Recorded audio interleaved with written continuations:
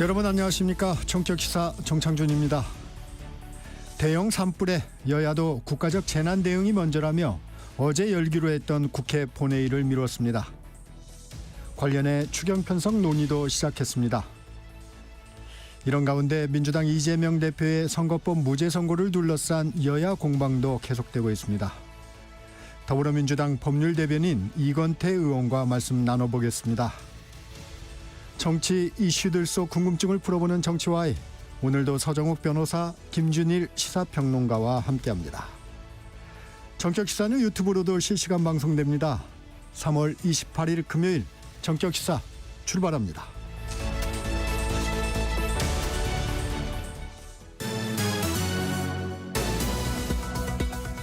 뉴스브리핑 시작합니다. 세계일보 이현미 기자 함께합니다. 안녕하세요. 안녕하세요. 역대 최악의 피해를 내고 있는 영남 지역의 산불 속보 전해주시죠. 네, 지난주 금요일 시작된 영남권 산불은 오늘까지 8일째 꺼지지 않고 있습니다. 어제 오후 5시 기준 서울 면적의 절반이 넘는 38,400헥타르가 불탔고요.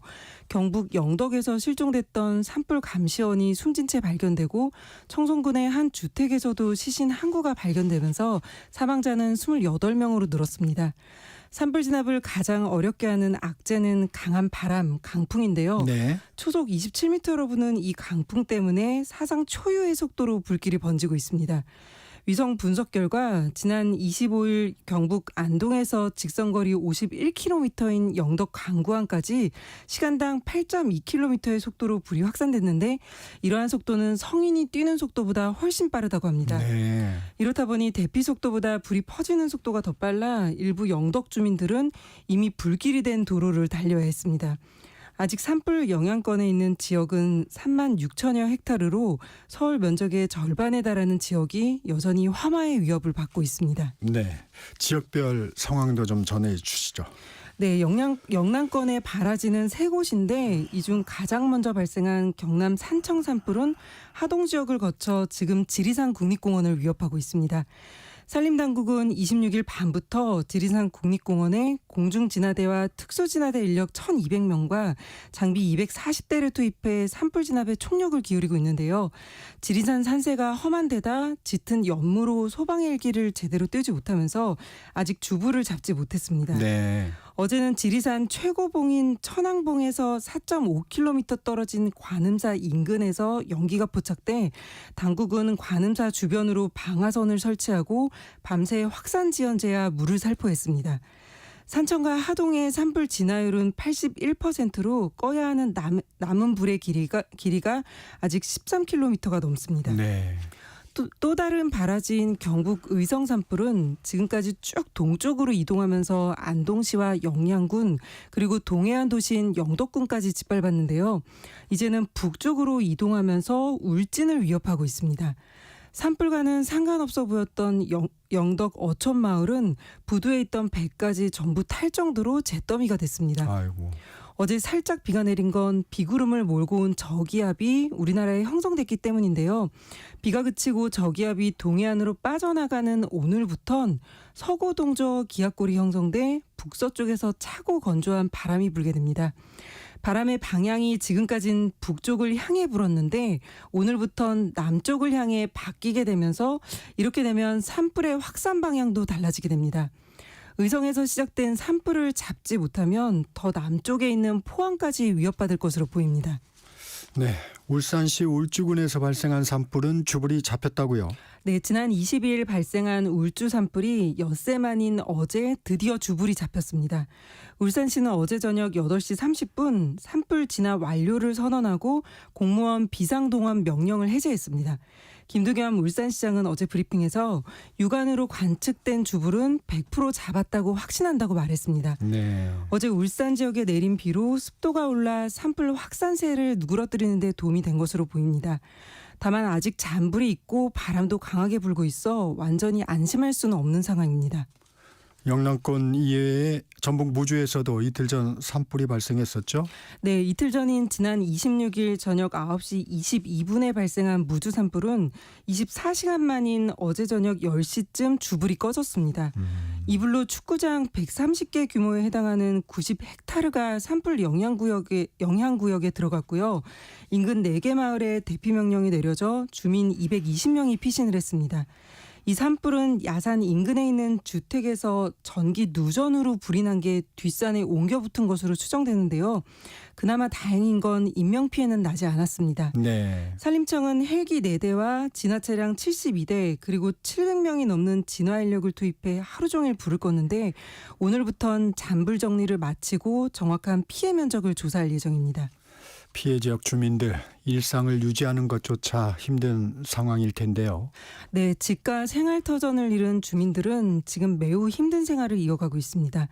산불로 인한 짙은 연기와 단전 단수, 교통통제가 이뤄지며 일상이 무너져 내렸는데요.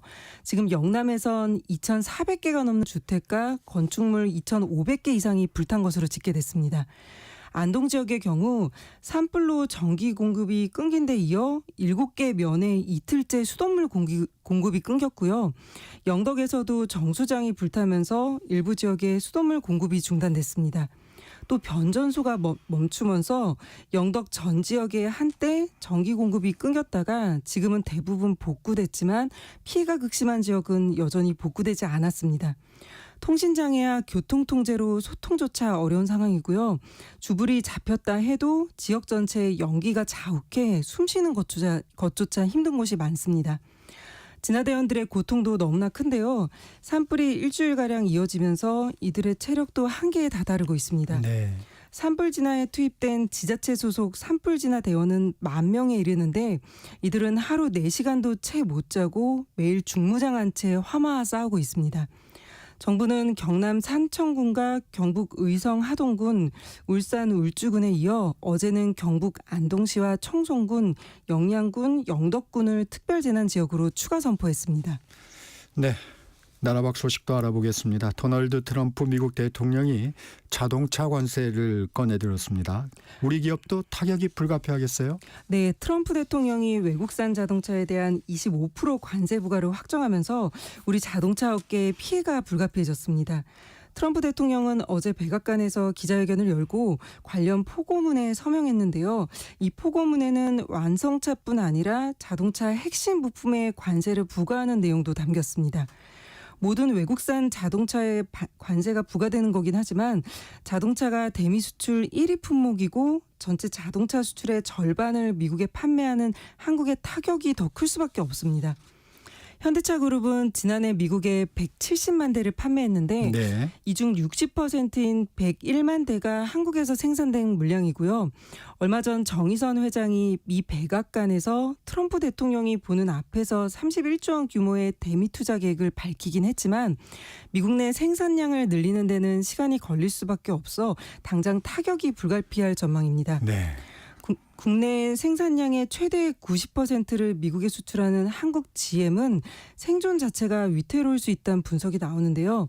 SK증권은 25% 관세가 부과되면 현대차와 기아차의 영업이익이 두 회사를 합해서 11조 원가량 감소할 것으로 내다봤습니다. 그렇군요. 완성차에 대한 관세 부과는 약 일주일 뒤인 4월 3일부터 부과되고 자동차 부품 관세는 5월 3일 이전에 적용될 예정입니다. 시간이 얼마 남지 않았는데요. 정부는 4월 중으로 자동차 산업 비상대책을 발표하기로 했습니다. 서울대와 연세대 의대생 대부분이 학교로 돌아오기로 했네요. 네, 어제 오후 5시 1학기 등록을 마감한 서울대 의대는 700여 명이 등록을 마쳤습니다. 신입생과 군 휴학제를 제외하면 전체 학생의 90%가 넘는데요.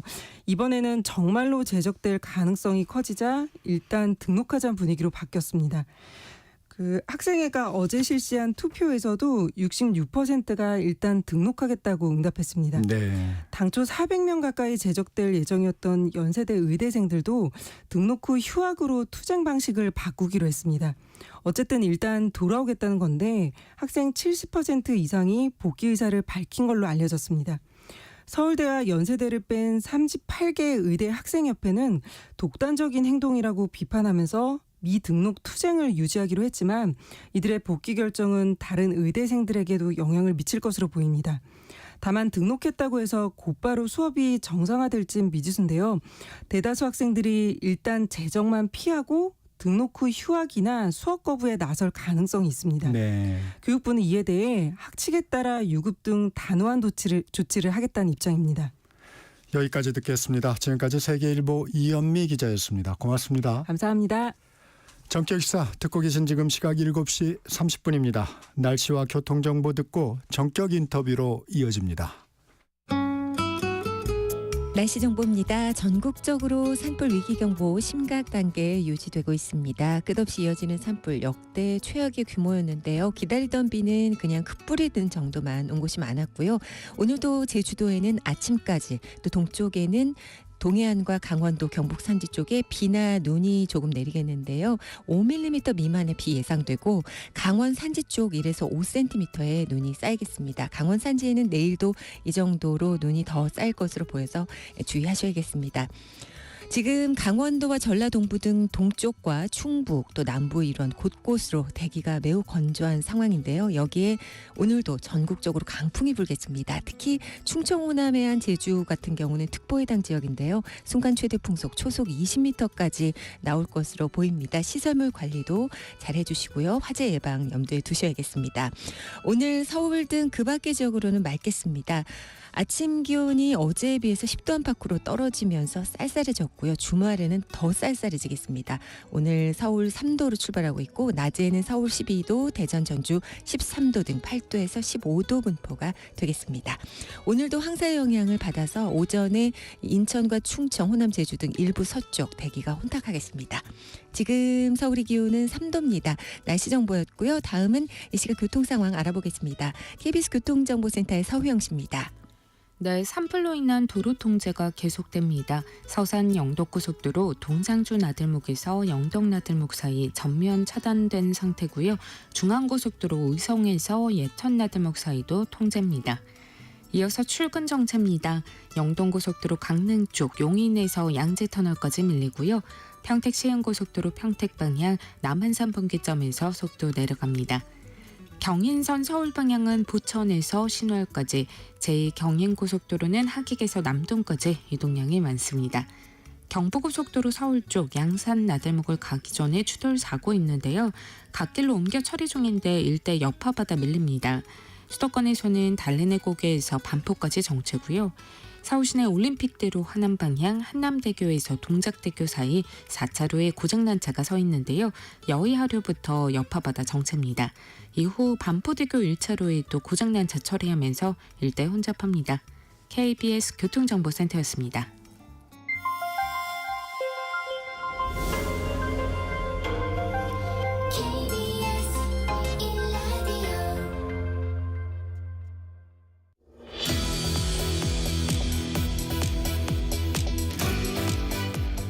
전격 인터뷰 더불어민주당 법률대변인 이건태 의원 나와 계십니다. 의원님 안녕하세요. 안녕하세요. 이재명 대표의 공직선거법 항소심 무죄 예상하셨나요? 예, 저는 100% 예상했고요. 우리 정치부 기자들이 물으면 100% 아니라 1000% 확신한다 했습니다. 그게 이제 그 이재명 대표가 하지 않은 말을 검찰이 해석을 통해서 했다고. 골프 부분 말씀하시는 골프 거군요. 부분도 그렇고 백현동 부분도 그렇고, 백현동 부분도 5개 공공기관 이전과 관련해서 총괄 설명할 때 했던 말을 백현동 사업 부지 설명할 때 했던 말로 짜집기 하는 거거든요. 그리고 법리적으로도 기본적인 법리, 예컨대 인식과 기억, 의견은 네. 행위가 아니니까 처벌 대상이 아니다. 굉장히 이거는 허위사실 공표죄의 기본 법리거든요. 그런 것도 다 적용하지 않았어요. 그렇기 때문에 법률 전문가가 보면 이건 유죄를 쓸 수가 없다, 이렇게 판단을 했고, 그 판단대로 이제 2심에서 확인이 됐습니다. 예. 1심에서 징역형 집행유예가 2심에서 무죄가 되는 경우가 1.7%라고 합니다. 그래서 네. 이제 1.7%를 뚫었다, 뭐 이런 네. 얘기도 나오는데 매우 이례적인 판결이라는 데는 동의하십니까?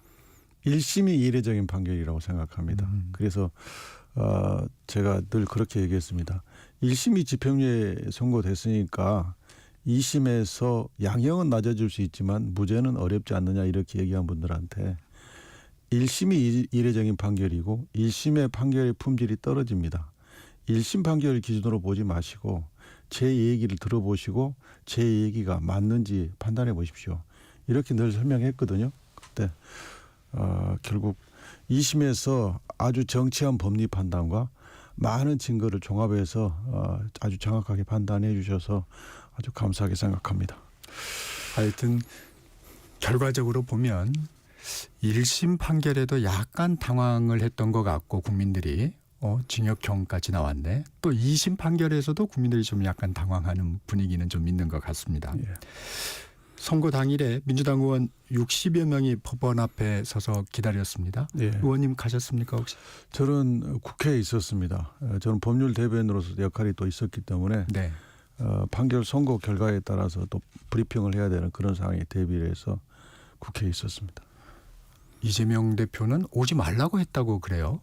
왜 이렇게 많이 가신 건가요? 그러니까 이재명 대표가 오라고 해서 가신 건 전혀 아니고요.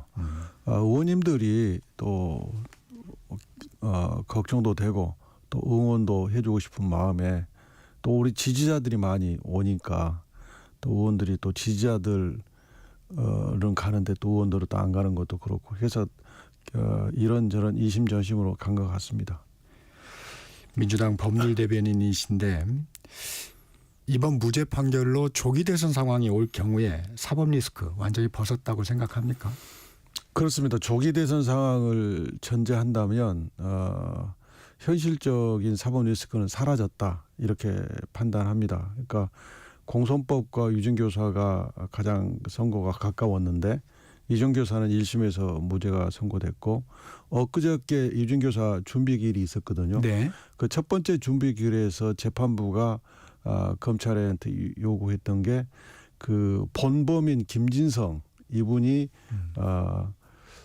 자백을 위증 당사자 하죠. 자백을 했는데 우리 변호인들은 그 자백의 의미성, 그러니까 허위 자백 아니냐. 왜냐하면 지금 알선수재 사건을 아직 수사를 받고 있다.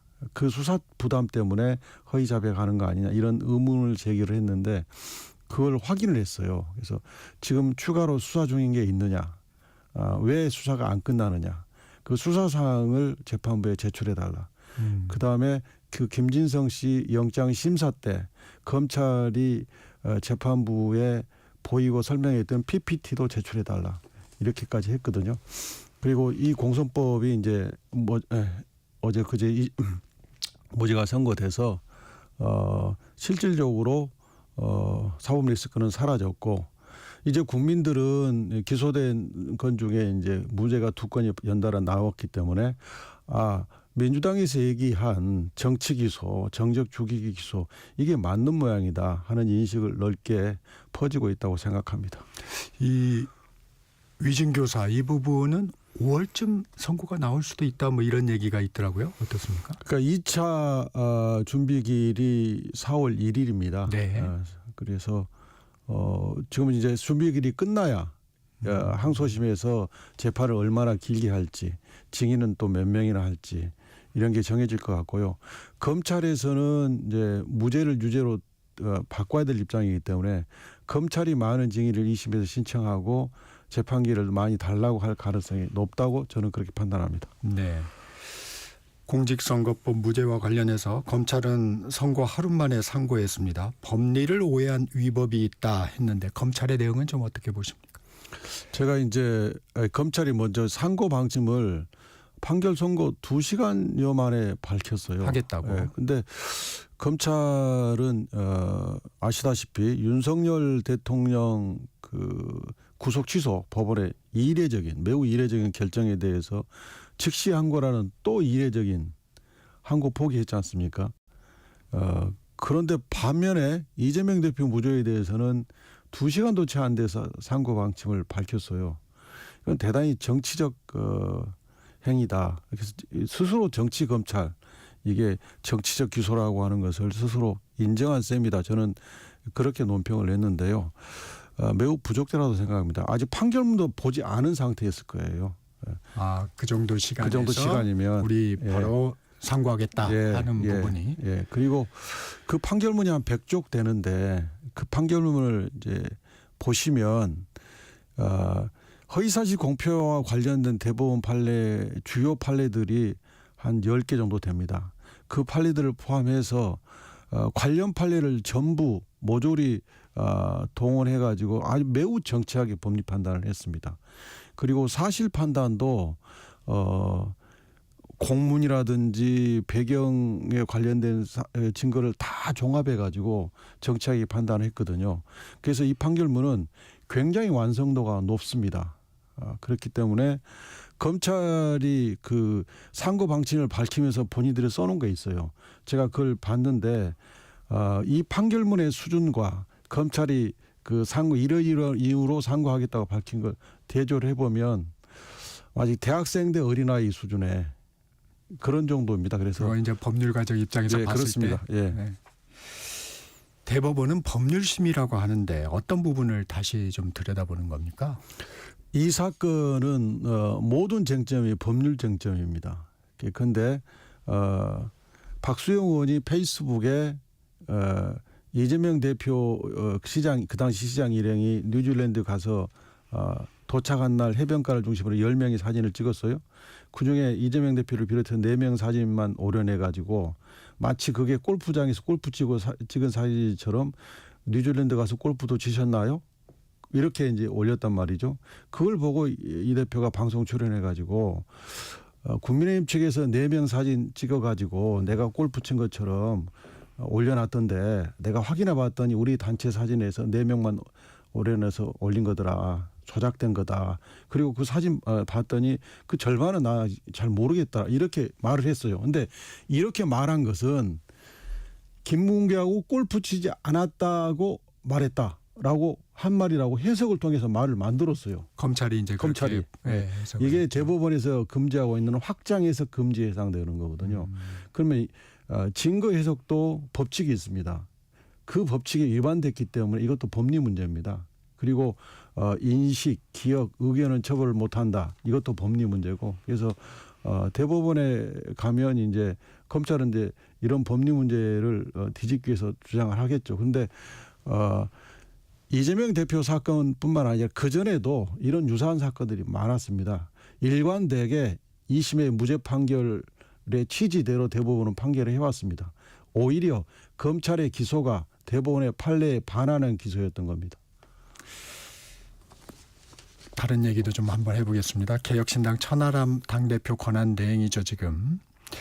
이재명 대표에 대해 대통령이 돼서는 안 되는 정치인이다. 이 선거법에 의해서 퇴출당하는 건 쉬운 퇴출이다. 국민에 의해서 퇴출당해야 한다. 예. 이건 뭐 어떻게 들으셨어요? 그것은 지금 이재명 대표가 국민들로부터 받고 있는 지지 그걸로 설명할 수 있습니다. 그건 천하람 대표가 판단할 문제가 아니고요. 국민이 판단할 문제고 국민의 판단은 지지율에서 나온다고 생각합니다. 지금 이재명 대표는 다른 조기 대선을 가정한 상황에 다른 후보들에서 비해서 압도적인 지지를 받고 있습니다. 예. 지금 무죄 이후에 며칠 안 지났습니다. 이재명 대표 지지율 얘기하셨는데 이번에 무죄 선고가 좀 영향을 미칠까요? 당연히 미친다고 생각합니다. 이재명 대표에 대해서 지지하고 싶어도 이 사법 리스크 때문에 좀 걸렸던 분들도 연달아 무죄가 두 개가 선고되고 그러면서 이게 정치적인 기소였구나라는 이제 생각을 하시게 되면서 지지율이 더 올라가리라고 그렇게 예상합니다.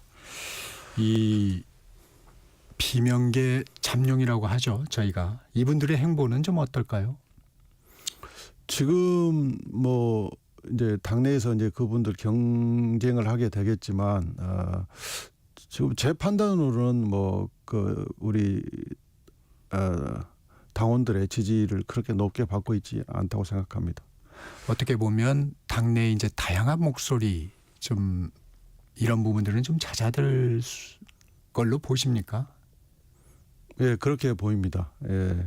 뭐 이재명 대표가 유일하게 공격받은 지점이 사법 리스크였는데 이제는 사법 리스크를 얘기하기는 어렵다고 봅니다. 네. 이재명 대표 개헌론에 대해서는 하여튼 지금은 내란 극복에 집중할 때라고 좀 거리를 둬왔습니다. 예. 조기 대선 국면이 오면 어떤 예. 구상을 좀 밝힐 것으로 보세요.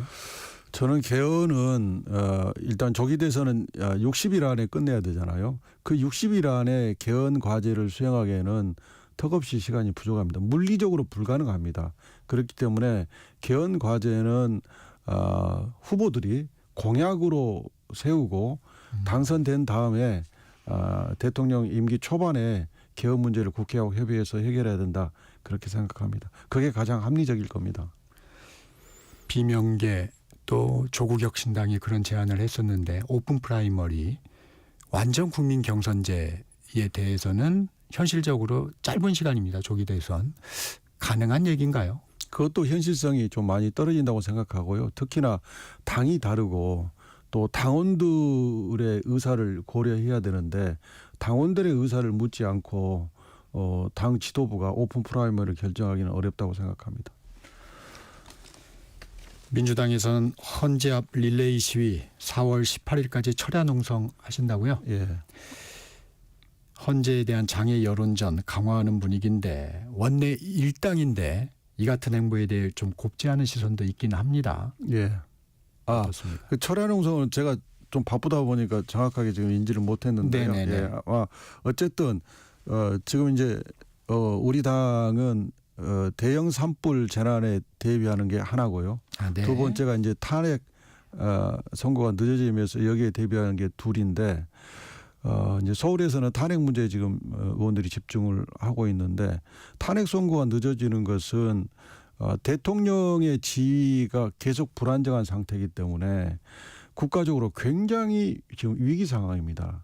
왜 헌재가 이렇게까지나 탄핵 선고를 지연시키고 있는지 국민들이 불안해하고 또 분노하고 있습니다. 이 문제 해결을 위해서 민주당은 또 탄핵 소추를 주도했던 당으로서 책임 있는 행동을 할 수밖에 없습니다. 이 당은 좀 헌재에 좀 집중을 하고 이재명 대표 이제 사법 리스크를 좀 벗었는데 약간 민생 행보로 좀 전환을 하는 건가요? 당이 이제 탄핵에도 집중하지만 당도 그 절반의 힘을 지금 산불에 쏟고 있습니다. 아, 네. 그 이재민 구제 태스크포스도 만들었고요. 당에서 이 이재명 구제를 위해서 추경을 세우자라고 정부하고 여당에 요구하고 있는 상황입니다. 여야 다 추경 이제 꺼내 들었는데 약간 입장차가 있는 것 같아요. 어떤 부분이 조금 저희 주장이 다른 건가요?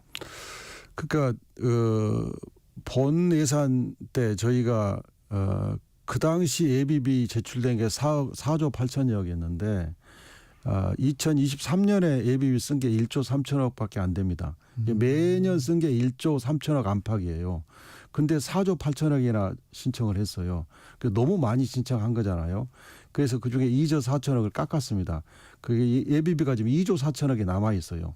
예년에 1조 3천억을 쓴다면 1조 1천억이 더 여유가 있는 겁니다. 근데 그리고 또 그래서 예비비를 쓴 게 한 2023년에 예비비 쓴 게 29%밖에 안 돼요.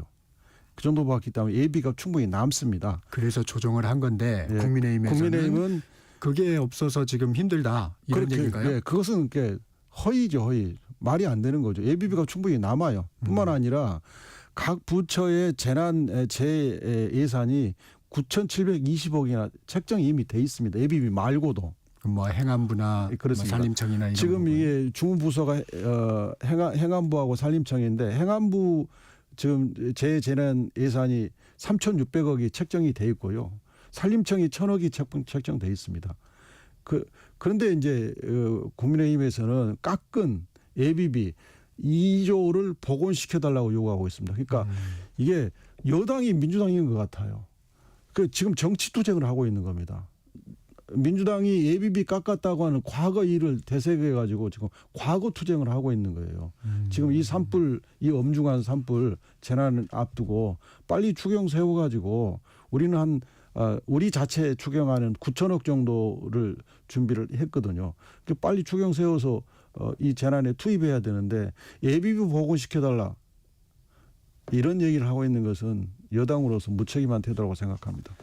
이 산불 재난이 일어나서 그런데 이 컨트롤 타워가 사실 행안부 장관입니다. 예. 이 부재는 좀 어떻게 생각하세요? 지금 총리께서 행안부 차관께 의성에 내려가라. 네. 그래서 내려갔다고 했습니까? 이게 그 뭐 장관이 없다고 그래서 차관이 대응하지 못할 일은 아니라고 생각합니다. 얼마나 차관이 또 행안부 공무원들이 산림청이 얼마나 열심히 이 문제를 해결하려고 매달리냐, 얼마나 진정성을 가지고 매달리냐 이 문제라고 생각합니다. 이 마은혁 헌법재판관 후보자 임명과 관련해서 민주당에서는 한덕수 권한대행 또 최상목 부총리 탄핵도 좀 추진을 하겠다는 의지를 보였었는데 이 부분은 좀 공세 수위가 좀 낮아지는 건가요? 어떻게? 그렇지는 않습니다. 최상목 부총리에 대해서는 탄핵 절차가 진행되고 있고요. 어저께 이제 이 산불 재난재해 때문에 본회의가 네. 연기됐는데 어제 본회의가 열렸으면 탄핵 보고가 되고 그로부터 늦어도 72시간 내에 표결을 해야 되는 상황이었고요. 그건 이제 의장께서 그렇게 본회의를 일단 연기하기로 결정했는데 다음 주라도 본회의가 열리면 다시 추진될 거고요. 최상목 부총리에 대한 그렇습니다. 탄핵안은. 예. 그리고 이제 한덕수 총리도 헌법재판소에서 마은혁 재판관 임명하지 않은 것은 위헌이라고 결정을 했기 때문에 총리께서 빨리 이것을 임명을 하셔야 돼요. 그런데 임명을 지금 안 하고 계시는데 저희가 언제까지나 이걸 지켜볼 수는 없는 문제 아니겠습니까? 이게 굉장히 중요한 문제거든요. 그 행정부의 최고 그 책임자가 헌법재판소에 판결을 깔아뭉개고 있는 겁니다. 그러면 국가가 어떻게 운영되겠습니까? 그래서 이것은 행정부가 국회가 만든 법률을 막 그 거부권 행사하고 또 사법부의 판결도 무시하고 이것은 행정부 독재거든요. 이래서는 안 되는 겁니다. 그래서 총리께서 이번에 복귀하시면서 국회의장과 잘 협의해서 잘 하겠습니다. 이렇게 말씀하셨기 때문에 그 말씀을 지켜주시라고 저희들은 기대하고 좀 기다리고 있습니다만은 저는 굉장히 위중한 상황이라고 보고 있습니다. 우리 마지노선이 있을까요? 마지노선은 이제 우리 지휘부에서 원내 지도부에서 네. 고민하고 계실 건데요. 어쨌든 시간이 별로 없다. 저는 이렇게 생각하고 있습니다. 윤석열 대통령 신속 파면 촉구 결의안 이 부분은 효과가 있을까요? 그것도 이제 결의안이라고 하는 게 국회가 얼마나 이 상황을 위중하게 보고 있는지를 헌법재판소에 알리는 건데 헌법재판소도 국회가 지금 굉장히 위중하고 생각하고 있구나 하는 뜻을 전달받고 무겁게 생각하라고 생각합니다. 국회가 전체 결의안을 했는데 국가의 최고 헌법 규범을 결정하는 재판소가 그걸 무시하리라고 생각하지 않습니다. 윤석열 대통령 선고 시점에 관심이 모아지고 있습니다. 늦어지다 보니까 다양한 해석들이 나옵니다. 그렇습니다. 예. 의원님은 어떻게 보고 계세요? 지금까지는 이제 헌법재판소가 최대한 빨리 이 사건 먼저 하겠다고 했는데 그 사이에 검사 탄핵, 감사원장 탄핵, 한덕수 총리 탄핵을 먼저 하면서 시간이 좀 딜레이되어 있습니다. 그래서 이재명 대표의 2심 선고를 보고하려고 했는가 하는 그런 의구심을 가지고 있는데요. 그래서 그렇다 하더라도 그 문제가 해결됐으니까 오늘을 예상을 했는데 오늘 또 지금 넘어가는 것 같습니다. 그래서 다음 주 초까지는 선고를 해줘야 된다. 그렇지 않으면 국민들이 헌법재판소를 정치적 고려를 하고 있다고 의심할 수밖에 없다. 그것은 국가적으로 불행한 일이다. 헌법재판소라는 최고재판소가 국민들로부터 불신받게 되는 상황은 국가적으로 굉장히 안 좋은 상황이다. 빨리 움직여 주셔야 한다고 생각합니다. 이 의원님 정치적 고려라는 건 어떤 의미를 두고 그러니까 하신 말씀입니까? 만약에 세간에서 가지고 있는 의구심, 이재명 대표의 2심 판결과 헌법 탄핵 재판은 전혀 무관한데 그 일정을 고려하고 있다고 하는 것은 굉장히 바람직하지 않잖아요. 그게 정치적 고려죠. 문영배, 이미선 두 재판관 임기가 끝나는 4월 18일 전에는 나오겠죠? 전에는 나와야겠죠. 예, 안 그러면 국가 질서를 완전히 엉망으로 만들어놓은 대혼란에 빠지게 될 겁니다. 그러면. 너무 지연이 되다 보니까 비상식적인 예상까지도 자꾸 나오고 그런 상황인 것 같습니다. 윤 대통령은 석방 이후에 정치 메시지를 내지 않고 있습니다. 어떤 행보로 보십니까? 저는 윤 대통령이 헌법재판소에 본인이 나오셔가지고 뭐 많은 이제 본인의 변론을 했는데 그게 변호인들의 의견이 또 주변 그 참모들의 의견이 그게 오히려 불리해졌다. 이런 조언을 했을 거라고 봅니다. 그리고 뭐 윤 대통령도 본인이 막 그 나서서 발언하고 싶어하는 성질이기는 하지만 본인이 그것을 참작했다고 생각합니다. 여기까지 듣겠습니다. 지금까지 더불어민주당 이건태 의원이었습니다. 고맙습니다. 예, 감사합니다.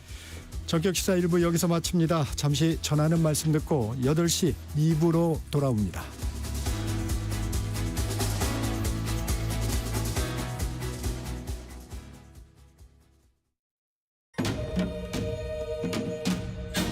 광복 80년 KBS 라디오 캠페인 밸류업 대한민국.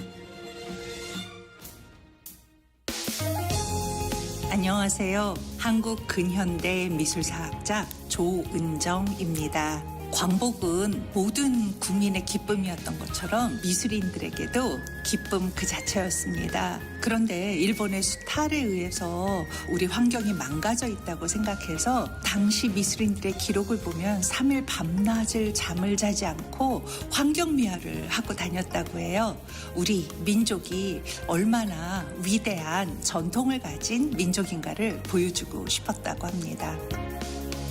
미술은 국가의 힘과 함께합니다. 국가가 힘이 넘쳐날 때는 미술도 세계적인 것이 되지요. 지금은 전 세계에서 우리 미술인들도 뛰어난 세계적 미술가로 부상하고 있습니다. 우리 자신을 판단하는 것을 굳이 타인의 시각에서 볼 필요는 없지만 광복 80년 이후 우리 국가가 얼마나 성장했는지 확인해 볼 수 있는 것이지요. 보다 우리가 중요하게 생각할 것은 창조성입니다. 우리의 창조성을 기반으로 어떻게 새로운 세계를 그려나갈 것인가.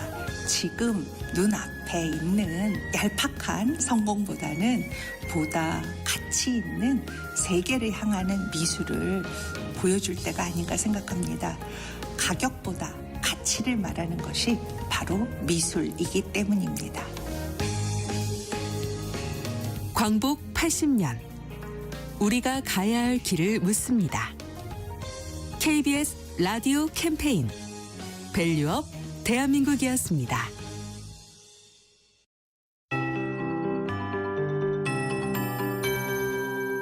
KBS 58분 날씨. 동쪽을 위시해서 곳곳에 최악의 산불이 발생했는데요. 봄비가 전국 곳곳에서 약하게 뿌려져서 아쉬움을 남기고 있습니다. 오늘도 제주는 아침까지 비가 조금 더 내리겠고요. 또 경북 동해안과 강원 산지, 또 경북 북동 산지 등에 비 또는 눈이 오겠는데요. 소량이 되겠습니다. 강원 산지의 경우는 1에서 5cm의 적지 않은 눈이 쌓일 것으로 보입니다.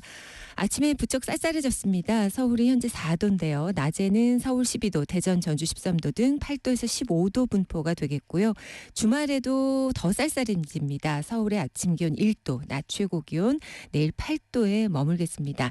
현재 강원도와 전라 동부 등 주로 동쪽과 또 충북, 남부 일원의 대기가 건조한 상태에 바람이 연일 강하게 불고 있습니다. 특히 충청, 호남, 해안, 제주 같은 경우 해당 특보 지역에서는 순간 최대 풍속이 초속 20m 안팎까지 나오는 곳이 있겠습니다. 시설물 관리와 화재 예방에 신경 써주시기 바랍니다. 오늘 황사의 영향 약하게 받아서 오전에 일부 서쪽 지역으로 대기가 혼탁할 수는 있겠습니다. 그리고 오늘 오후까지는 강원 산지에 안개가 짙겠습니다. 오늘 서울 등 그 밖에 곳곳으로 맑은 날씨인데요. 내일도 역시 맑은 가운데 중부 일원으로 비나 눈이 조금 내릴 수 있겠습니다. 지금 서울의 기온 4도입니다. 강혜종입니다.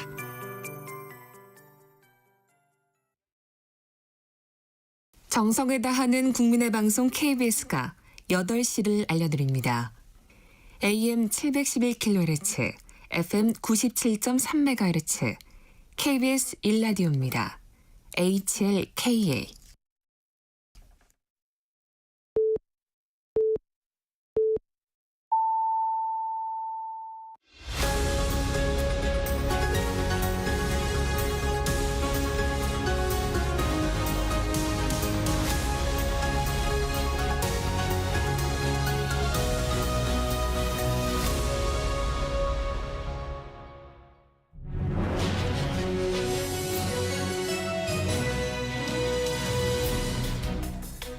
한 주간의 정치 이슈 속에서 궁금증을 풀어보는 시간입니다. 정치와이. 오늘도 왜라는 질문 해보겠습니다. 서정욱 변호사, 김준일 시사평론가와 함께합니다. 안녕하세요. 예, 안녕하세요. 민주당 이재명 대표 공직선거법 항소심에서 무죄를 받았습니다. 서정욱 변호사님 예상하셨습니까? 제가 이제 개인 유튜브에서 많이 경고를 했어요. 네. 이런 이제 그 중요 사건은 판사들의 정치 성향 이런 것도 좀 영향을 준다 봐야 돼요. 판사도 이제 그 정치 성향이 있죠. 그래서 저는 판사 리스크가 좀 있을 수 있다 이렇게 계속 경고를 했는데 그래도 이게 그 백현동까지 전부 다 이 무죄는 나오기 어렵지 않을까. 왜 그러냐면 이제 김인섭 씨 대법원 판결도 있었고요. 김문기 골프 부분은 좀 이게 바뀔 여지가 있다. 그래서 약간 이게 감형의 여지는 있지만 100% 이게 무죄다. 이거는 정말 이게 저도 충격적인 판결이고요. 아마 이제 그 대법원에서 1대1이잖아요. 이런 경우는 이게 대법원에서 아마 파기 재판하든지 환송하든지 아마 이게 대법원에서 다시 바로잡지 않을까 이렇게 봅니다. 최근 3년간의 통계를 보면 징역형 집행유예가 2심에서 무죄가 된 건 1.7%라고 합니다. 이 이례적인 판단은 판단인데 총평을 좀 해주시면. 네, 뭐 1.7% 맞고 이게 이제 2심이 무죄 나왔는데 대법에서 이게 파기 환송 혹은 이제 파기 재판 뭐 두 개가 뭐 어쨌든 파기되는 게 3.7%라고 해요. 네. 그러니까 1.7%도 뚫기 어렵고 3.7%도 뚫기 어려운데 뭐 어떻게 될지 모르겠으나 이게 그러니까 취지가 좀 중요한 것 같아요. 그러니까 무슨 얘기냐면은 저는 일관되게 주장을 해왔는데 자유민주주의 국가 중에서 우리가 얘기하는 서구 유럽이나 뭐 미국이나 이런 데에서 정치인이 말을 이제 공방을 하거나 쟁점에 대해서 얘기를 하는 걸 가지고 허위사실 공표로 기소를 해가지고 이거를 이를테면 피선거권을 박탈하고 이런 나라가 거의 없습니다. 예를 들면 이런 거예요. 트럼프가 대통령이 되기 전에 트럼프 후보 때 하루에 거짓말 한 10개씩 했거든요. 매일같이. 매일 언론들이 팩트체크하고. 네. 대통령 재임 기간에도 1기 때 2020년에 퇴임할 때 워싱턴 포스트가 거짓말한 횟수로 보니까 4만 번 했다. 거짓말을. 뭐 이런 기사까지 나올 정도로 정치인들은 그냥 서로 공방하고 거짓말도 하고 그거에 대해서 팩트체크도 하고 이게 일상이에요. 근데 이거를 유독 우리나라가 이렇게 정치인들이 말을 한 거를 가지고 이렇게 묶는데 공직선거법의 허위사실 공표는 이를테면 학력을 내가 고졸인데 서울대 법대를 나왔다고 속인다든지 뭐 어디 이상한 경력을 끼워 넣는다든지 재산을 부풀리거나 축소한다는 이런 거를 잡으라는 게 기본적인 유권자들한테 혼선을 주는 거를 방지하라는 거지 이런 거는 이제 정치의 영역 그러니까 공론장의 영역 KBS 라디오 같은 데서 이렇게 두 명의 정치평론가가 나와서 토론해서 누가 맞는지 틀린지 이런 데 맡기라는 취지예요. 그러니까 이게. 예. 그건 이제 과제로 남겨두고 지금 현재는 이 법이 존재를 하고 있기 때문에요. 좀 내용을 좀 살펴보겠습니다. 먼저 이제 쟁점이 크게 두 가지였는데 첫 번째가 이제 김문기 전 성남 도시개발공사 개발 1차장 이게 이제 모른다는 취지로 얘기한 부분. 특히 이제 1심에서 유죄를 받았던 건 이 제가 골프 친 것처럼 사진을 조작했다. 이걸 이제 검찰은 골프 치지 않았다는 취지의 발언으로 해석을 했습니다. 이 부분은 좀 어떻습니까? 이 부분의 이번 항소심 판단. 아마 이제 그 모든 거는 그 국민들 받아들이는 국민들 입장에서 볼 때 어떻게 생각하느냐 이게 중요하잖아요. 근데 두 가지가 납득이 안 되는 게 제가 이게 골프 친 것처럼 사진을 조작했다는 말은 명백하게 골프 안 쳤다는 거잖아요. 인식하기에. 예, 국민들이 받아들일 때는. 근데 이게 또 배경이 또 있어요. 왜냐하면 이게 김문기 씨를 몰랐다고 하는데 골프를 쳤으면 알았다는 게 되잖아요. 보통 이게 골프 치면 야, 골프까지 같이 치고 카트 운전했는데 몰라? 이러니까 아예 김문기 몰랐다는 걸 강조하기 위해서 또 골프를 안 친 것처럼 이렇게 거짓말이 다 배경이 있거든요. 이런 거는 다 빼버리고 직역을 하고 그다음에 클로즈업 사진은 좀 이게 누가 봐도 이게 단체 사진에 4명 클로즈업한 거잖아요. 이긴 그때 의원이 박수영도 마찬가지고 이게 조작이래요. 어떻게 클로즈업한 걸 다 아는데 우리도 그걸 어떻게 조작을 합니까? 저는 이 부분은 도저히 저는 납득이 안 된다. 조작 개념하고 그다음에 골프 친 것처럼 이 말은 안 쳤다. 그럼 왜 안 쳤다고 하느냐? 김문기를 몰랐다는 걸 강조하기 위해서 이런 게 배경을 뺀 건 큰 문제가 있다 봐요.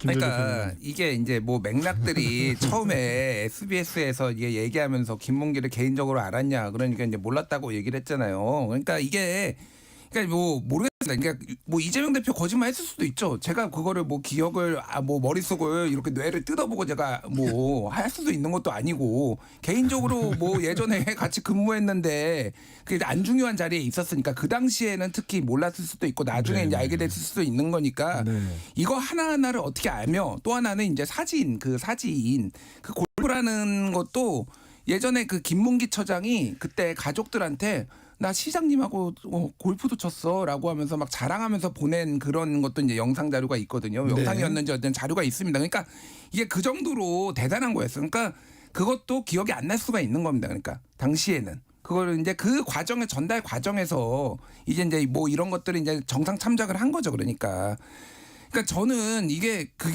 그렇게 중요한 문제인가? 그러니까 생각에 뭐 기억 날 수도 있고 안 날 수도 있고 이게 그러니까 제가 말씀드리지만 이게 제가 2심 재판부가 왜 무죄를 줬느냐를 이제 거기에 명시적으로 쓰지는 않았지만은 아까 전에 제가 말씀드린 이런 사안으로 이제 본 거예요. 그러니까 이런 거는 여기에서 거짓말쟁이로 몰아갈 수도 있죠. 거짓말했을 가능성 저도 배제할 수 없다고 봅니다. 근데 이게 그러니까 그러면 어떤 공직자 후보자의 10년간 뭐 피선거권을 날려버릴 정도로 다른 해외에서는 그렇게 하고 있느냐. 이 공직선거법의 취지라는 게 있잖아요. 그러니까 그 정도는 아니다라고 이제 본 거죠. 그러니까 다만 제가 이제 재판부의 이번에 판결에서 대부분 동의를 하는데 하나 동의를 안 된 거는 그 사진 그 부분 좀 여쭤보려고 했습니다. 네. 저는 좀 뭔가 이렇게 원본 일부를 떼어낸 거라 조작된 것으로 볼 수 있다. 이렇게 얘기한 건 좀 이해가 안 되더라고요. 그러니까 그거를 조작된 걸로 이재명 피의자가 인식할 수 있다. 이렇게 피의자가 인식할 수 있다라고 얘기한 게 아니라 이거를 조작된 걸로 이렇게 해버리면 앞으로 재판부가 그러면 이제 사진을 트리밍해서 일부만 떼내면 다 조작이냐 뭐 이렇게 해서 지금 국민의힘에서는 이렇게 막 그거 뭐 릴레이도 하더라고요. 이것도 조작이다, 이것도 조작이다. 그렇죠. 요거는 좀 저는 조금 이해는 안 되더라고요, 개인적으로. 네. 이 부분은 이제 검찰이 좀 발언을 해석한 부분이 있기 때문에 아까 서정욱 변호사님도 이건 좀 달리 판단할 수 있다 이런 얘기도 하셨는데 이 두 번째 부분은 명확히 말한 부분이 있습니다. 이제 그 백현동 한국식품연구원 용도 변경은 국토부 협박 때문이다. 이 부분에 대해서 해석한 부분은 좀 어떻게 판단하셨습니까? 이것도 그 맥락과 그 배경을 판결에 좀 봐야 돼요. 써줘야 되거든요. 제일 중요한 게 김인섭 씨입니다. 이거는 국토부하고 아무 관계 없어요. 정바울 사장이 오늘 선고죠. 28일 날 정바울 사장이 혼자에게 2단계만 올려달라 사업하려고요. 2번이나 반려했습니다. 그런데 김인섭 씨를 영입한 거예요. 김인섭 씨는 이제 이재명 그 선거 사무소의 사무장도 하시고 아주 그 절친이죠. 그래가지고 그분이 75억을 받아갔어요. 그랬더니 갑자기 4단계 올려주고 임대주택이 10%로 줍니다. 이 배경이 있단 말이야. 그러면 이재명 대표가 그때 국감할 때 왜 4단계나 이래서 올리냐. 이렇게 김인섭이라는 이름을 거론하기 싫은 거예요. 그래서 그냥 국토부가 직무유기 협박하니까 어쩔 수 없이 4단계 올렸다. 이거는 배경을 보면 진짜 재질이 안 좋잖아요. 김인섭이라는 존재를 숨기기 위해서. 근데 판결문에 김인섭 이름이 없어. 이게 무슨 판결이냐. 피상적인 것만 보지 말고 그 배경을 봤으면 그래서 중형이 놓은 거 아닙니까. 1심 판사가. 저는 이 부분을 대법원에서 반드시 받게 된다 봐요. 이거는 김문기 몰랐다보다는 상대적으로 저도 논점이 있다라고 봐요. 근데 이제 이런 겁니다. 김인섭 씨가 1심에서 이제 그 징역 5년을 로비스트였고 이거 백현동에 이제 로비를 해가지고 사업을 따내고 이거를 한 거에 대해서 이제 징역 5년을 받은 것도 맞고요. 근데 이제 이 협박이라는 표현, 이제 이게 국토부에서 이제 당신을 협박하겠습니다 이렇게 공문을 보내지 않았죠.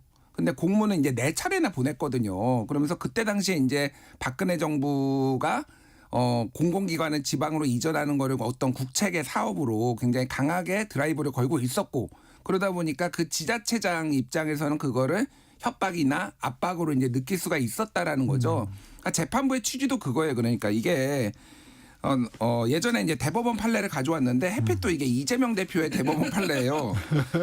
사실과 의견 중 어느 범주에 속한다고 단정하기 어려운 표현인 경우에는 원칙적으로 의견이나 추상적 판단을 표명한 것으로 파악하여야 된다. 그러니까 협박이라고 얘기를 한 게 의견 표명의 영역에 속하지 이거를 사실로 그러니까 압박 이거를 그러면은 예를 들면은 국감에서 국회에서 이거는 압박입니다. 국토부에 압박이 있었습니다라고 하면은 그러면 이거는 기소가 안 되나요? 그러니까 제가 말하는 거는 협박이냐 압박이냐 이게 중요한 게 아니라 실제 공문이 여러 차례 갔고 그때 언론 보도도 나왔거든요. 국토부가 상당히 이거를 성남시를 압박하고 있다. 이거를 협박이라고 표현한다고 해서 그러면 이게 공직선거법상으로 그러면 허위사실 공표죄로 봐야 되냐? 이 법원에서 계속 얘기하지만 본 거는 그 정도까지 이게 할 문제는 아니고 저는 그리고 김인섭이 만약에 대법원 확정 판결이 딱 나왔으면은 좀 얘기가 달라졌을 수도. 김인섭이 나왔나? 예. 헷갈린다 제가. 예, 나왔어요. 그러니까 이게 김인섭이 다만 누구를 대상으로 그러면 로비를 한 것이냐. 요게 지금 뭐 공란으로 남아 있는 거잖아요. 그게 이제 지금 진행이 되는 거이기 때문에 만약에 그게 이제 백현동 사건이 그러니까 이재명을 대상으로 로비를 한 것이다라고 확정 판결이 나왔다라면은 이게 또 달라졌을 가능성도 저는 있을 거라고 봅니다. 예. 서정욱 변호사님 아까 지적을 했는데 저는 이제 법률가가 아니니까 보면 이번에 판단이 그 발언이라든가 이런 부분에 집중이 됐지 사실 이 맥락이라는 부분은 조금 덜 판단한 건 아닌가. 김문기 씨를 모른다는 게 어떻게 보면 대장동하고 그때 이슈가 돼 있는 부분하고 관련이 있는 거고 백현동도 좀 이렇게 개발 의혹하고 좀 관련이 있는 부분인데 그걸 아니고 그런 전체적으로 보지는 않았지 않았느냐 또 이런 생각도 좀 있어요. 어떻습니까? 그게 바로 이제 국어 사전 같다는 거예요. 딱 그 발음만 가지고 이게 국어 사전 갖다 놓고 이게 잣대를 쓰는 그러니까 그 뒷배경이 없는 게 김문기 씨는요 이재명 대표가 한 번도 안 본 적이 없어요. 이미 이재명 변호사 시절부터 공청회 때부터 만나서 이재명 변호사라고 전화번호 입력이 돼 있어요. 그러게 대장동 할 때 대면 보거나 수차례 통화도 쭉 나오고요. 그다음에 요트를 평생 한 번 탔을 거야. 요트를 탔다니까요. 수행비서하고 3명이 유동규 씨도 빼고 골프만 친 게 아니고 요트 딱 한 번 탔는데 그 사람을 기억 못한다? 그리고 이게 쭉 대장동 사업이 계속 옵니다. 그리고 이제 2019년에 기소될 때 김문기 씨가 재판을 다 도와줘요. 한 번도 이재명 곁을 떠난 적이 없어요. 제가 김준일 모른다는 것도 이게 문제죠. 항상 제 주위에 있었잖아요. 또 그거 더 합니다. 김문기 몰랐다는 건. 그럼 이게 왜 그러냐. 나는 대장동과 관계없어. 대장동은 이게 유동규 김문기 이 사람 잘못이고 나는 무관해. 이런 의도가 있는데 이걸 재판부는 안 보고 있단 말이에요. 백현동도 마찬가지고요. 그 국토부 4번 공문에 적의 판단하십시오. 이거는 혁신도시특별법이 아니니까 강제력이 없습니다. 알아서 하십시오. 그러니까 2단계 올라가면 2번이나 발렸다니까요. 그런데 김인섭 씨가 들어오니까 정진상하고 100여 차례 통화 넘어요. 그러고 이게 4단계가 돼버리잖아요. 이 배경을 봐야지 그냥 무조건 이게 뭐 압박이냐 협박이냐 그 문건에 그런 게 없어요. 따라서는 이게 판결이 구구사안처럼 이건 이렇게 하면 안 된다는 거죠. 이 부분은 좀 어떻게 보십니까? 그러니까 제가 계속 얘기하는데 김문기 알았을 수도 있죠. 뭐 의심할 수도 있어요. 근데 이게 그러니까 예를 들면 이런 겁니다. 김문기를 몰랐다라고 얘기를 하면은 그럼 대장동 사건이 없거나 이재명 대표의 책임이 없어지는 건가요? 그러니까 이게 뭐 유동규도 있고 그 맥락도 있고 본인이 결제한 부분도 있고 그러니까 이거를 모른다고 해서 마치 대장동의 사건을 완벽하게 벗어날 수 있으면은 그나마 의심할 수도 있지만은 실제 여러 부하 직원들 중에서 개인적으로 또 가깝지 않았다라는 표현을 아까 처음에 물어본 게 개인적으로 아느냐라고 물어보니까 그게 아니라고 하면서 이게 또 말이 또 이어지면서 계속 이제 여러 개가 나온 거잖아요. 그러니까 그런 취지로 이해할 수도 있는 거죠. 그러니까 그래서 저는 솔직히 알았을 수도 있다고 봅니다. 예, 거짓말했을 수도 있다고 봐요. 근데 그거를 이렇게 처벌하는 게 맞느냐를 이제 다시 하는 거고. 그러니까 백현동은 종상향에 대해서는 저도 의문을 가지고 있어요. 이렇게 유례가 없거든요. 이렇게 이제 정확하게 3단계가 올라간 거죠. 예, 이제 3단계가 올라간 건데 별로 유례가 없기 때문에 김인섭이 그리고 정진상 실장한테 전화 통화한 거 많이 한 것도 막 로비가 있었겠죠. 있었을 가능성이 매우 높아요. 그거를 김인섭이 유죄가 받은 것도 로비가 있었다라고 하니까. 근데 다만 그거를 그러면 온전히 그것 때문이냐 아니냐를 지금은 확증하기 어려운 상황이었다. 그러니까 아까 말씀드렸지만 백현동 그 로비와 관련해서 본안이 아직 판단이 안 나온 상황에서 그러면은 딱 보니까 로비가 있었네. 이거는 정치평론가에서 할 수가 있는 거지 언론이나 그거를 재판부가 할 수 있는 건 아니라는 거죠. 그러니까. 예. 검찰은 신속히 상고를 했습니다. 대법원은 법률심이라고 하는데 어떤 부분을 좀 들여다보는 건가요? 법률심이라 하더라도 이제 그 채정 법칙 위반이라는 게 있어요. 네. 예를 들어 이제 증거를 취사 선택할 때 법칙이 뭐 예를 들어 위법 수익 가지고 인정했다거나 또이 적법한 증거를 배척했다거나 이런 게 그 채정 법칙 위반으로 요거는 이게 법률 문제가 되는 거고요. 그다음에 그 자유심정주의 한계를 벗어나면 이것도 법률 문제예요. 판사가 사실 인정은 재량껏 자유심정이라 하거든요. 근데 이거 한계를 벗어나면 이것도 이게 위법이 돼요. 따라서 사실적인 것도 이게 대법원에서 판단합니다. 우리 옛날에 형을 강제번식인 적이 없다. 이거 법률 문제 아니잖아요. 사실 문제인데도 권순일 그때 대법관 7대5로 파기환송됐지 않습니까? 따라서 저는 뭐 대법원에서 충분히 파기 재판도 가능한 게요. 증거조사가 끝났을 때는 파기 재판합니다. 어차피 이게 항소심에도 정인이 없었어요. 4명 중에 양형 정인이 2명, 이제 심리는 끝났다 보거든요. 기록만 가지고 대법관이 판단할 수 있는 상황이다. 이렇게 보면요. 파기 재판이 원칙이에요. 일본에는 54%가 파기 재판인데 우리나라는 이게 5%밖에 안 해. 그러니까 무조건 돌려보내는 거예요. 그런데 더 이상 정인이 필요 없잖아요. 이미 1심에 충분한 정인이 나왔고 2심도 정인이 없었거든요. 따라서 저는 파기 재판하면 2달 정도면 왜 이재명 대표가 시간 끄는 게 27일인데 이게 검찰이 다 줄인 거예요.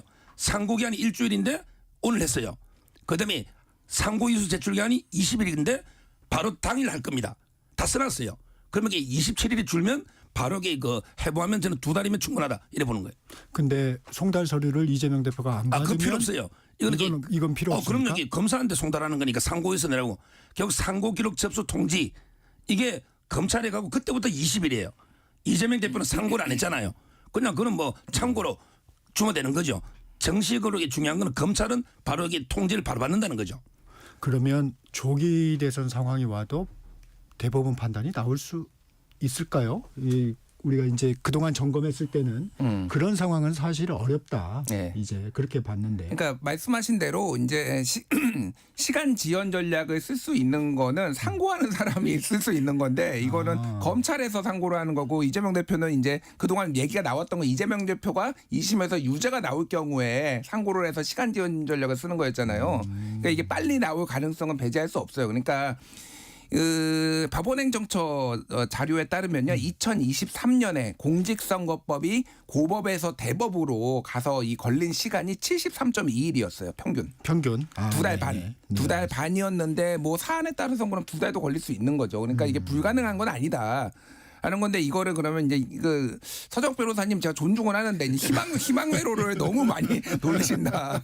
뭐 그 생각이 들고요. 네. 그러니까 공직선거법 고법에서 여기에서 이 뭐 세 분이 또 이제 좌파다 뭐 이런 얘기까지 하는데 3명의 재판관이 이거는 지금 이게 그 대등 재판부라고 해요. 뭐냐면은 한 명의 주심이 있고 양쪽에 이제 연차가 낮은 사람이 있는 게 아니라 다 부장판사 3명이서 한 명씩 사건마다 돌아가면서 이렇게 하는 거거든요.